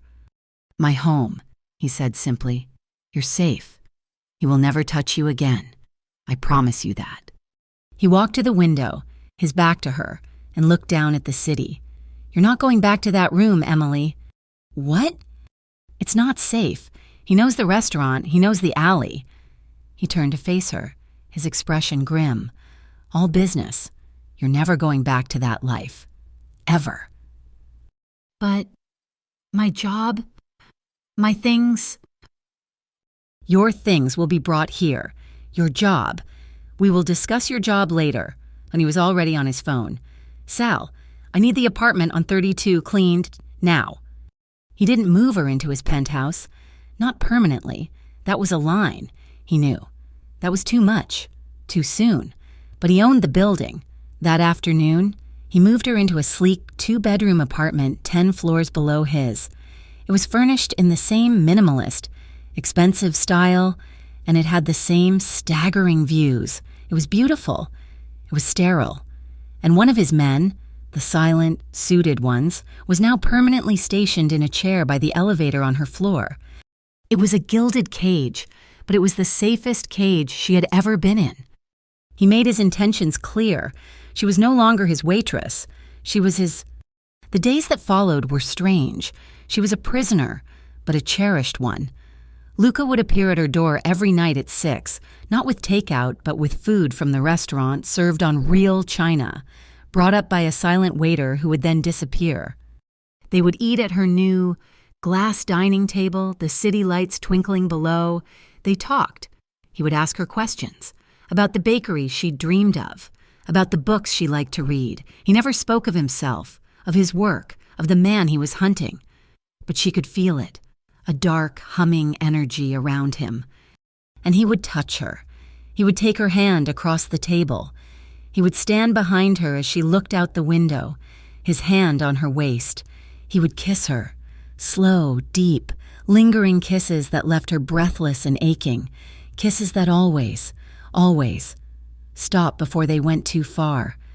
The tension was a living thing, a third person in the room. One night, almost a week after the attack, he took her upstairs, to my home. He'd said, not her apartment, his. He cooked in his vast stainless steel kitchen. He made her pasta, a simple, perfect cacio e pepe. They ate on his balcony, the cold night air biting, wrapped in cashmere blankets. The silence was comfortable, charged. After, they were in the living room, a fire crackling in the modern fireplace, a glass of wine in her hand. He was on the other end of the sofa, his jacket off, his sleeves rolled up, watching her. She set her glass down. She was tired, not of him, but of this waiting, this half-life. She was tired of being the girl who fainted. I don't want to be a victim anymore, Luca, she said, her voice quiet but strong. He stilled. You are not a victim. Yes, I am, she said, standing, walking to the fire. I'm the girl you have to hide in a tower. I'm the girl who is too scared to live. Travis, he took my life from me, and I'm letting him. I'm waiting for you to fix it. She turned to face him. I'm tired of being scared. I told you, he said, his voice low, not when you're scared. I'm not scared, she said, walking toward him. Not of you, not anymore. I'm not that girl, not the one you found. I'm not broken, and I'm not waiting to be saved. She stood in front of him, her hands trembling, but her gaze steady. I am choosing. She leaned down and kissed him. It was not like the other kisses. This was not tentative. It was not a question. It was a statement, a claim. He went rigid, his hands gripping the sofa, resisting. She pulled back, her eyes searching his. I'm not scared, Luca. I'm choosing you. Something in him shattered. The control, the restraint, the vow he had made, it all crumbled in the face of her choice. He pulled her to him, his hands tangling in her hair, his mouth crushing hers. It was a kiss of pure, unadulterated need, a floodgate breaking. All the weeks of tension, of not yet, exploded in a single desperate, devouring moment. He lifted her, her legs wrapping around his waist, and he stood, never breaking the kiss. He carried her, not to the guest room, to his room. He laid her on the bed, the one she had woken in, and he followed her down, caging her with his body. He was pulling at his shirt, his movements clumsy, frantic. Emily, he breathed, his voice rough. Wait.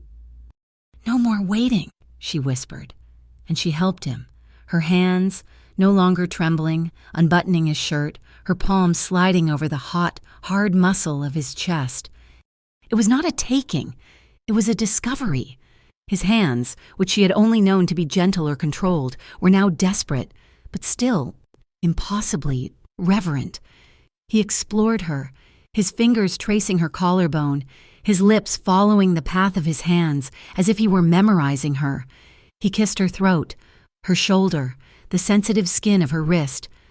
And she, in turn, learned him. She was not passive. She was not a victim. She met his hunger with her own.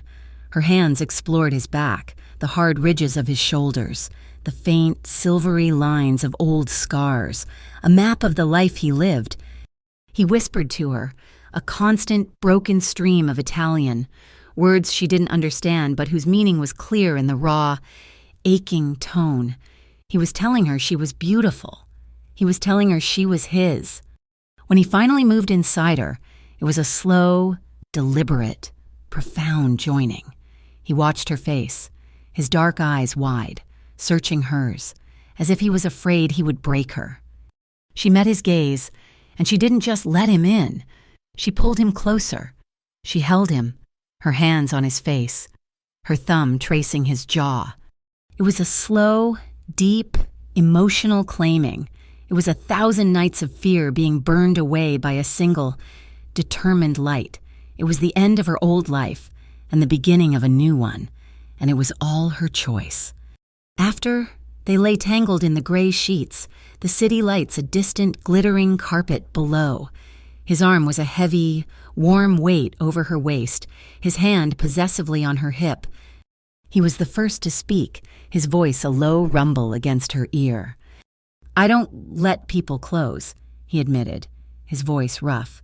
"My whole life, it is about control, about walls, keeping people out. It is safer." He paused, his thumb stroking her skin. "But with you, from the first night, you walked in, soaked and terrified, and the walls, they just didn't matter. I don't have a choice with you, Emily." She turned in his arms to face him. She looked at this powerful, dangerous man who had just confessed his own vulnerability. "He told me I was worthless," she whispered, her voice clear, no longer shaking. "He told me every day that I didn't matter, that I was nothing." She reached up, her hand cupping his jaw, feeling the rough stubble. She looked deep into his dark, intense eyes. "You," she said, her voice full of a truth that was so new, so powerful, it stole her own breath. "You make me feel like I'm the only thing that does."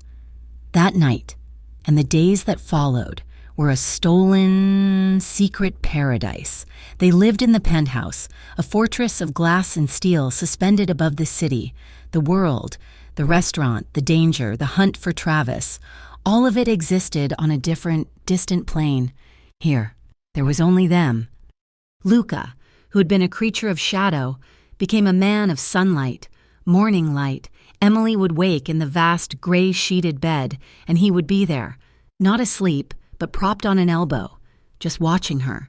He would kiss her, slow, deep, morning after kisses, his jaw rough with stubble, his voice a low, gravelly rasp.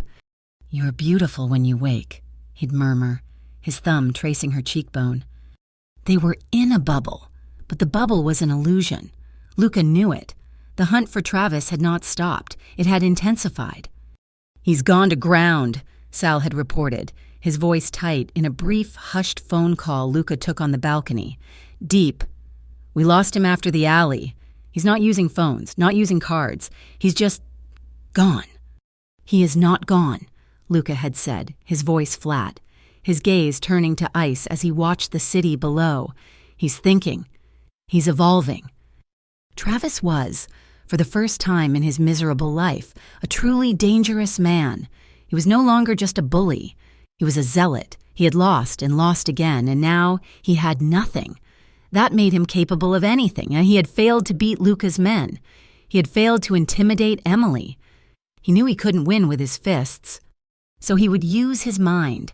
He would attack the one thing Luca truly valued, the one thing Travis now understood: his name, his empire, his legitimacy. The package arrived not at the penthouse, but at the restaurant. It was a simple, padded envelope addressed to Emily Hart, waitress. Maria, who was now running the floor with a new, grim efficiency, looked at it with suspicion. The boss's woman was not a waitress. Not anymore. But the name was clear. She had a busboy run it to the penthouse. Sal's man at the elevator, a silent guard named Marco, took it, he scanned it, x-rayed it, and, finding no threat, sent it up in the private elevator. Emily was alone when it arrived.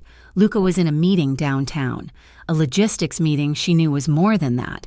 She saw her name, her old title, waitress. It felt like a lifetime ago. She tore it open. Inside was not a letter. It was a cheap, plastic, pay-as-you-go phone, and a single folded piece of paper. Turn it on. Her hands started to shake. She knew, with a certainty that turned her stomach to ice. Who it was from, she turned it on. It buzzed once, and a single text message appeared, from unknown. Watch.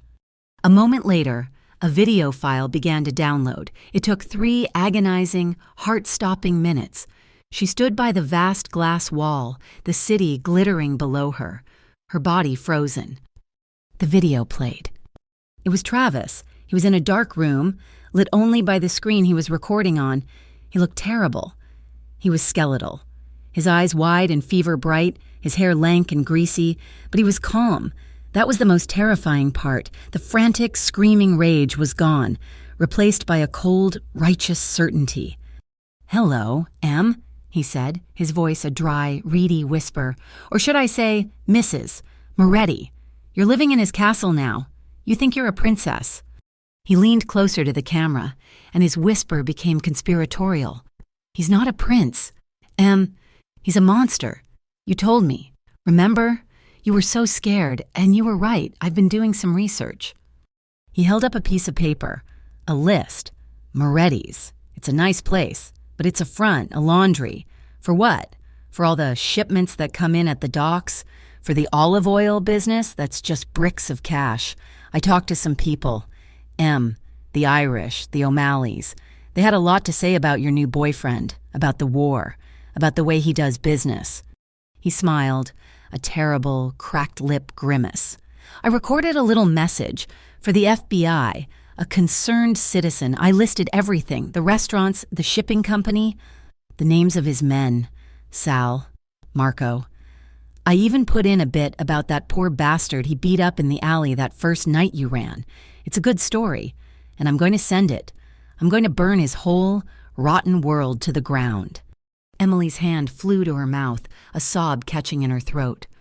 "Unless," Travis continued, his voice dropping, becoming pleading, the old Travis, "unless you just talk to me, that's all. I just want to talk. He's poisoned you. He's tricked you. Let me save you." The screen went black. A new text message appeared. "Washington Square, tomorrow, 12 noon, by the fountain. Come alone. If I see one of his men, if I even smell one, I push send, and I'm not bluffing. I have nothing left. He'll go down, and they'll take you, too. Accessory. They'll ask you what you knew. It'll be a mess. Don't do it. Just come talk to me. Let me see you. One last time. It's your choice, baby. His life, or one conversation." The phone fell from her hand, clattering to the cold marble floor. She was suffocating. This was the one thing she had never considered. Not violence, not a physical threat, but this, an attack on his life, his world. She knew, instinctively, that Travis was not bluffing. He was a cornered, dying animal, and he would bite. She couldn't tell Luca. The thought was immediate and absolute. If she told him, he would not let her go. He would go to war. He would send his men to find Travis, and Travis, his hand on the trigger, would push send. Luca's entire life, his empire, the legitimacy he had so carefully built would be set on fire, and it would be her fault, the girl he had saved, who had brought the whole world down on his head. She couldn't let that happen. But she could talk to him. Travis was right about one thing. She knew how to talk to him. She knew how to calm him. She had spent 3 years of her life walking on that specific, fragile glass. She could beg.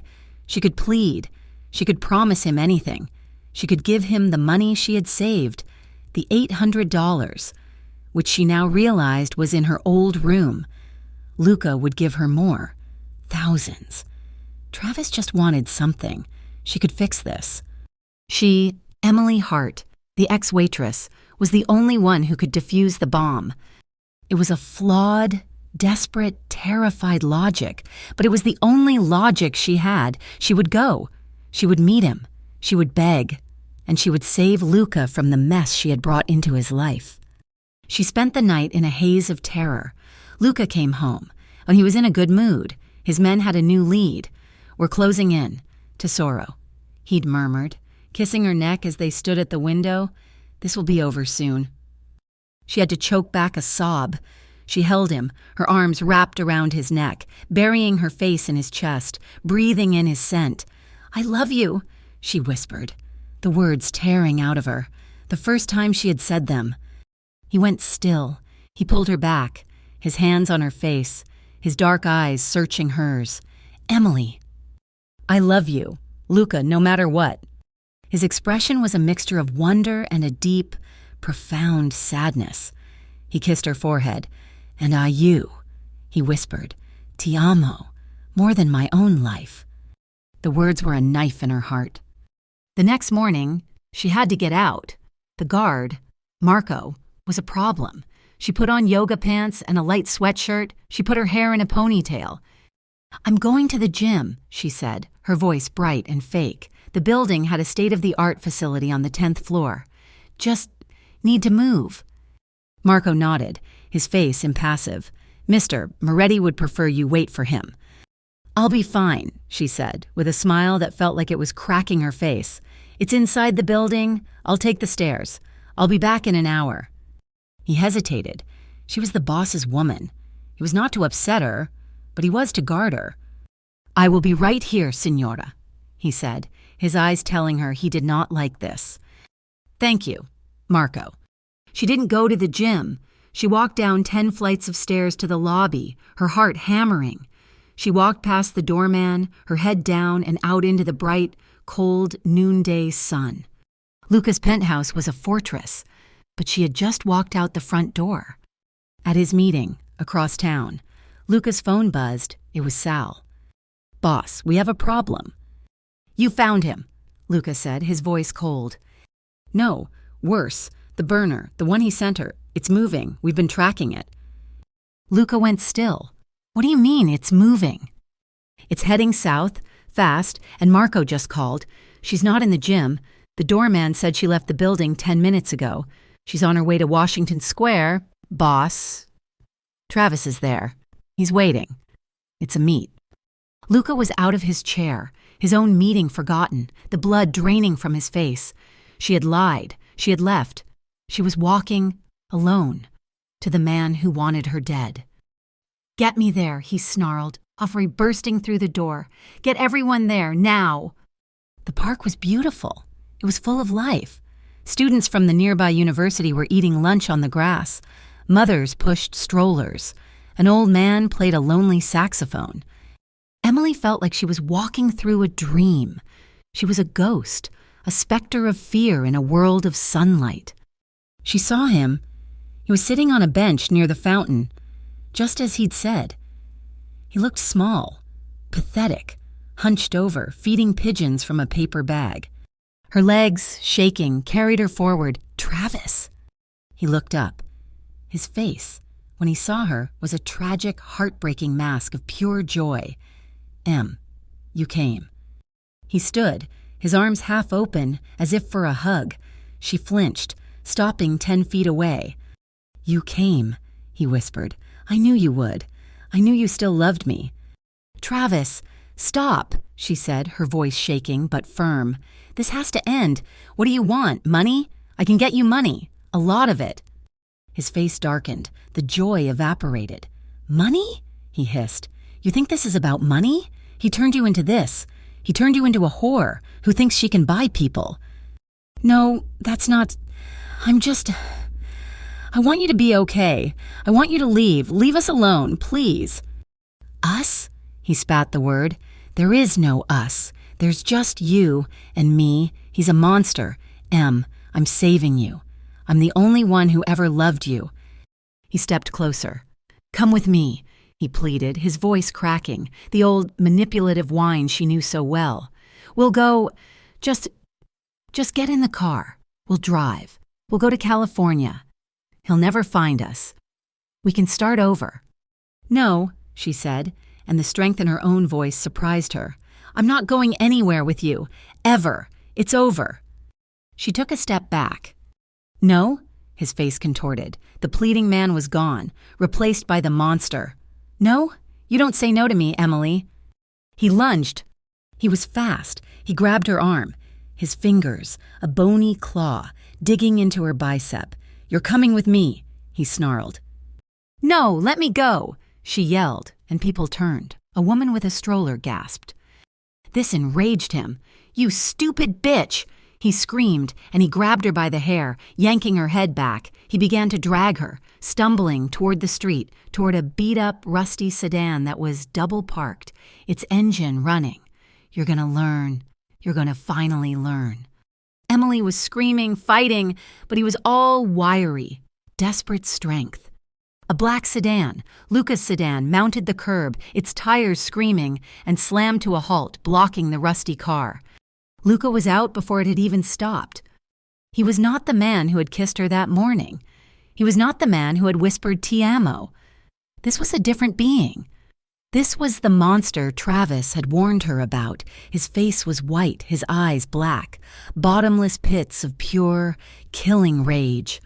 He didn't speak. He moved. Travis, seeing him, let go of Emily and made a pathetic, animal-like sound. He turned to run. He didn't make it 2 steps. Luca's first punch was not a punch. It was a termination. His fist, a heavy, brutal thing, connected with Travis's jaw with a sickening, wet crack that seemed to echo in the sudden silence of the park. Travis went down. He didn't just fall. He was propelled. His body lifted off the ground before he crumpled onto the pavement, unmoving. But Luca was not finished. It was not enough. He was on him. His knee was on Travis's chest, and his fists, one after the other, were rising and falling, connecting with the unmoving face. It was not a fight. It was a public execution. "Luca, stop! You're killing him!" Emily was screaming, but she couldn't move. People in the park were screaming. Phones were out, dozens of them, all pointing, all filming the brutal, silent, one-sided beating. Sal was there, and Marco. They were grabbing their boss. "Boss, stop! Not here! Cops! Basta!" They were pulling at him, but Luca was a man possessed, his body a single, hard, vibrating instrument of rage. It was Emily's voice that finally cut through. "Luca."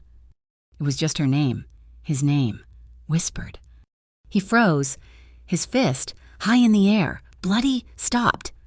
He looked, his chest heaving, his eyes wild, not at her, but at the bloody, unrecognizable pulp beneath him. He looked at his own hands. Sal and Marco hauled him to his feet. Luca turned. His rage was gone, replaced by a cold, dreadful clarity. He saw the park. He saw the phones, the cameras, all pointed at him. He saw the mothers shielding their children's eyes. And he saw Emily. She was on the ground, by the bench, shaking, her hands over her mouth, tears streaming down her face. He went to her. He walked through the circle of silent, horrified onlookers. He kneeled in front of her. "I'm here," he whispered, his voice rough, his bloody hands hovering, afraid to touch her. "It's over." He pulled her to her feet. He pulled her into his chest, his back to the cameras, his arm a steel band around her. He was shielding her. He put his other hand on the back of her head, hiding her face in his shoulder. "I'm here," he whispered, over and over. "He's not taking you again. Sono qui. I'm here." He walked her to the car. His body a shield. Sal and Marco were already in the front. The sirens were close now, a wail that was getting louder. He pushed her into the back seat, climbed in after her, and the car sped away, leaving Travis and the police and 100 new witnesses behind. The penthouse was silent. Emily had been in the shower for an hour. Luca stood at the window. His hands were clean, but he could still feel the anemic pulse of Travis's body beneath his knee. He had lost control. In the middle of the day, in front of the world, he was a man who lived by control. It was his armor, his weapon, his fortress, and she, this small, terrified, brave woman, had shattered it. The phone calls had been coming in. His lawyers, his captains, the police were at the restaurant. His known rivals, the O'Malleys, were already making noise. They smelled blood. He had shown his weakness. He had shown the world what he would do for her. He had put a target on his back and on hers. She came out, her hair wet, wrapped in his black cashmere robe. She looked small and lost. "Luca?" she whispered. He didn't turn. He just looked at her reflection in the glass.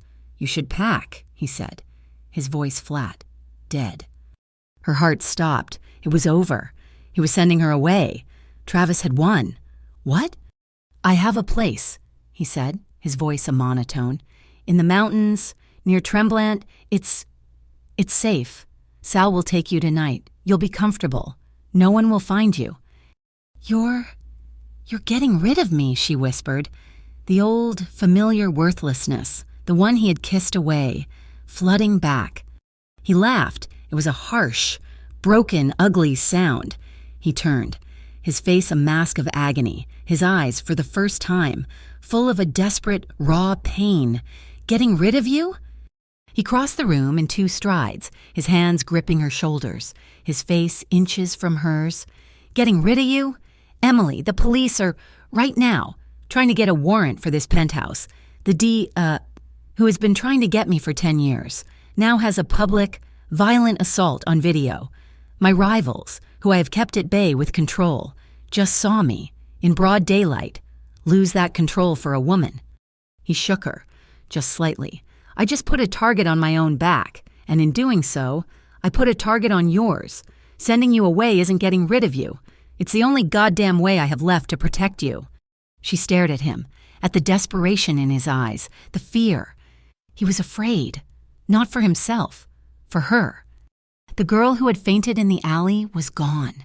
The girl who had walked to the park to beg was a ghost. She put her hands on his chest, her gaze steady and clear. "No," she said. He froze. "No, Emily, this is not a choice. This is for your—" "No." Her voice was stronger. "I'm not running. I've been running my whole life. I ran from Travis. I ran from myself. I am not running from this. And I am not running from you." She put her hand on his face, her thumb tracing his jaw. "You think sending me to the mountains keeps me safe? He found me when I was a no-name waitress. They'll find me when I'm your woman. The only place I am safe is with you." He was staring at her, his mind, his world, reeling. This was not a victim. This was not a girl to be protected. This was a woman, his woman. "I'm not afraid of the police. Luca," she said, her voice a fierce, low whisper. "I'm not afraid of your rivals. The only thing in this world I was ever truly afraid of was him. And you just ended that. I am not afraid. Not as long as you are with me." The words broke him, the last of his control, his resolve, his iron will. He pulled her to him, his mouth finding hers, and it was not a kiss. It was a collision. It was fierce. It was emotional. It was a desperate, drowning man taking his last breath. He pulled her against him, his hands in her hair, his body molding to hers, as if he could absorb her, as if he could push her inside his own skin, where he could keep her safe. It was not love-making. It was a vow. It was a promise. It was the two of them, a single, defiant entity, against the entire, burning world. He lifted her, and she wrapped her legs around him, and he carried her to the bed, his mouth never leaving hers.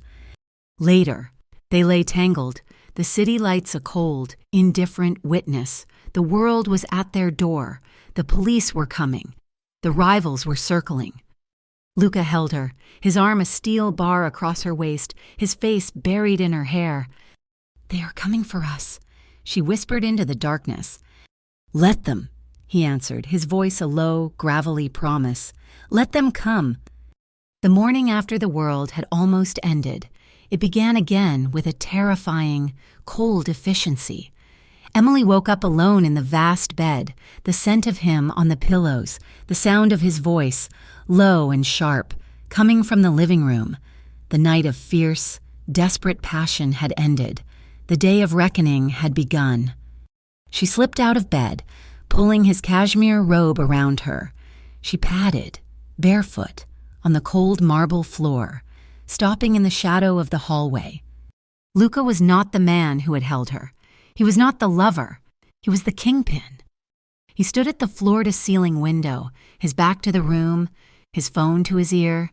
He was dressed in a fresh, black suit, his hair still wet from the shower. Sal and 2 other men stood in the room, stiff and silent as statues. I do not care what the DAS office says. Luca's voice was a flat, lethal monotone. The footage from the park is a priority. I want every video, every social media post, every cloud backup. I want them buried.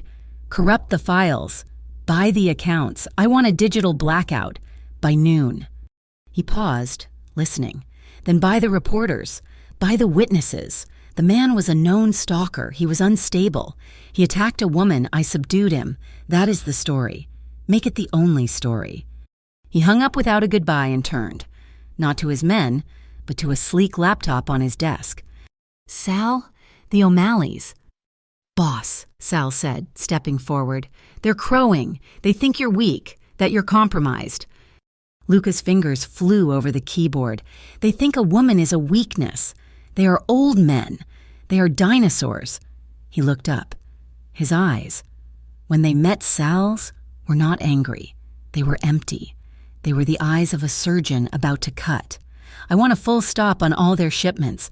I want our contacts at the port to inspect every single one of their containers for contraband. I want their trucks stopped. I want their restaurants, all 3 of them, to fail their health inspections. This morning, I want them to know that while they were laughing at me, I was choking them. Send the message. And Travis? Sal asked, his voice low.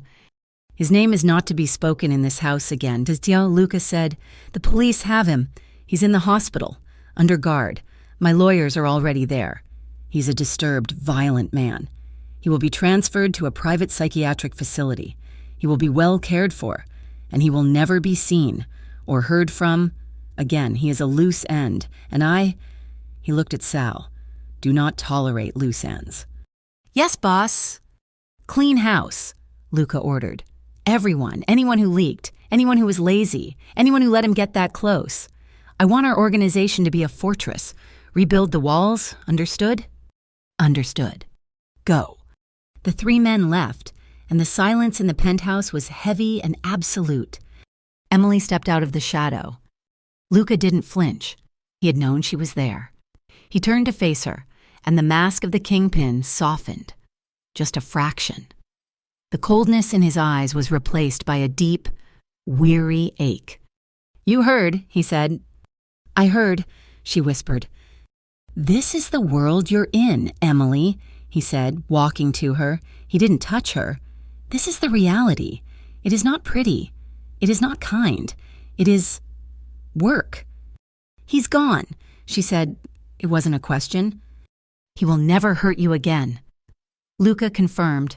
He looked at her, at the fear and awe in her eyes. I will give you anything you want. That apartment downstairs is yours. You can have a car, a driver, a new name. You can go anywhere. Do anything. You are free. She looked at him, at this powerful, terrifying, and utterly broken man.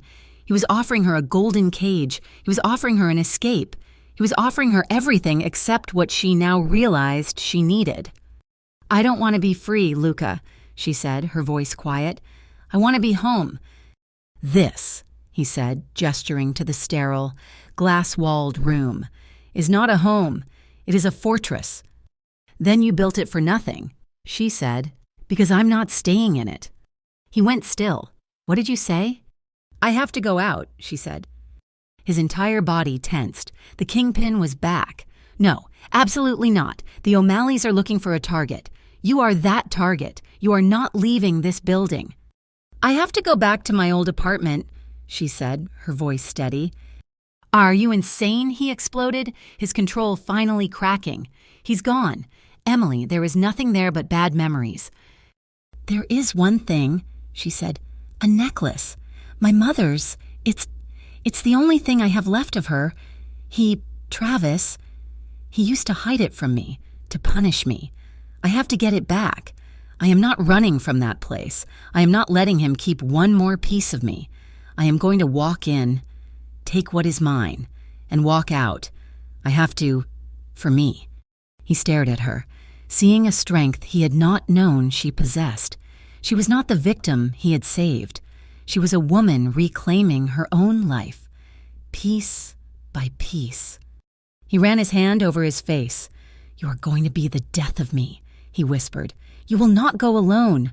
Not ever. Sal, Marco, they will go with you. They will be outside the door, inside. They will be glued to you. That is the only way. Thank you, she said. Do not, he said, his finger raised, his voice a low growl. Thank me for this. This is the last time. After this, the walls go up. Understood? Understood, she said, walking past him. I'll be ready in 10 minutes. The ride back to her old neighborhood was a journey through a past life. The sleek, black sedan, with Sal driving and Marco in the passenger seat, was an alien spacecraft in these run-down, gray streets. Emily sat in the back, her hands clasped, her heart hammering. We will wait at the bottom of the stairs, Signora, Sal said, his voice respectful, as he pulled up to the curb. We will be right here. I need to do it alone, and she said. Marco will go to the apartment door, Sal said, his voice leaving no room for argument. He will not enter, but he will be there. This is the boss's order. Emily nodded. She walked up the familiar, cracked concrete steps. The building smelled the same. Stale beer, old garbage, and despair. She walked up the 3 flights of stairs, her footsteps echoing. Marco, a silent 200-pound shadow, followed 3 steps behind. She reached the door. Apartment 3. B. The paint was peeling. She still had her key, the one she had run with, hidden in her shoe. She put the key in the lock. It stuck. She jiggled it, her hand shaking, just as it always had. The door opened. The smell hit her. Travis, whiskey, rot. The place was a disaster, far worse than when she had left. He had clearly come back here. He had smashed what was left. The one cheap lamp was overturned. The cushions on the sofa were slashed. Signora? Marco's voice was a low rumble from the hallway. I'm all right, she called out, her voice shaky. She walked into the bedroom. Her old prison. He had torn it apart. The mattress was ripped. The dresser drawers were pulled out, their contents dumped. The necklace. He must have... She stopped. She thought, where would he put it? Where he always put it. Somewhere he thought she was too stupid to look. She went to the small, grimy bathroom. Behind the toilet, there was a loose tile. She pulled it back. Nothing. She went back to the bedroom. She looked at the single, framed picture on the wall. One he had insisted on. A cheap, printed landscape. She took it down. There it was, taped to the back, a small, delicate, silver chain with a single, small pearl. Her mother's... She untaped it, her fingers trembling. She closed her hand around it, the metal cool against her palm. She felt light, the last shackle. It was broken. She turned to leave, a smile, a real one, touching her lips. She walked out of the apartment, past Marco, her head held high. I'm done, she said. The ride back was different. She was quiet, but it was not the quiet of fear. It was the quiet of peace. Sal was driving, fast, on the expressway back to the city center. She was looking out the window, the pearl clutched in her hand. Sal, Marco said, his voice suddenly hard. I see it, Sal said. Emily looked up. Sal's eyes were on the rearview mirror. His knuckles were white on the steering wheel.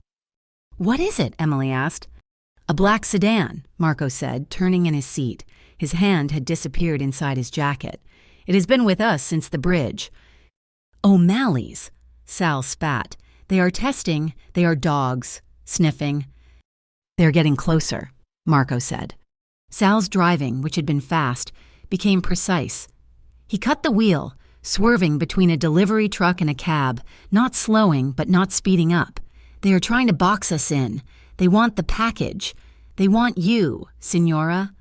Emily's heart, which had been so light, turned to a block of lead. "Stay down," Marco said, his voice a command. He was half-turned, his gaze fixed on the back window. The black sedan was close now. It pulled up alongside them. Emily could see the faces of the men inside, hard, pale. Irish faces. One of them smiled, a gold-toothed sneer, and held up a phone, as if he were taking a picture. "They are not trying to take her," Sal said, his voice a snarl. "They are trying to show they can. They are sending the boss a picture of his weakness. They are sloppy. They are arrogant." "Get ready," Marco said. The black sedan swerved toward them, trying to force them into the concrete barrier. Sal did not swerve. He accelerated. The engines of the two cars roared for a terrifying, heart-stopping moment. They were side by side, metal almost touching, at 70 miles an hour. And then, from the exit ramp in front of them, a third black sedan appeared. It did not merge. It cut straight across 3 lanes of traffic, a brutal, impossible maneuver, and positioned itself directly in front of the O'Malley's car. The O'Malleys slammed on their brakes, the car fishtailed, smoke pouring from its tires. Sal's car, Luca's car, did not slow. "That," Sal said, a small, tight smile on his lips, "is the other half of the team. He always has an overwatch. Always." Sal's car sped past, leaving the chaos behind. They were safe. When they got to the penthouse, Luca was waiting by the elevator. The doors opened, and he saw her. He didn't ask if she was okay. He just saw her, pale, shaking, but safe. His hands, fists at his side, relaxed. That night, she was the one who came to him. He was standing on the balcony, the cold wind whipping at his unbuttoned shirt. He was staring at the city, his city, that had almost taken her from him. "They're gone," Sal said. Emily whispered, coming up behind him, wrapping his robe tighter. "They are not gone," Luca said, his voice rough. "They are animals. They are pushed back. They will come again." "Why?" she asked. "Why is it like this?" He was silent for a long time. He turned, his back to the city, and leaned against the railing. He looked at her, his eyes full of a darkness she had never seen. "You deserve the truth," he said. And he told her everything.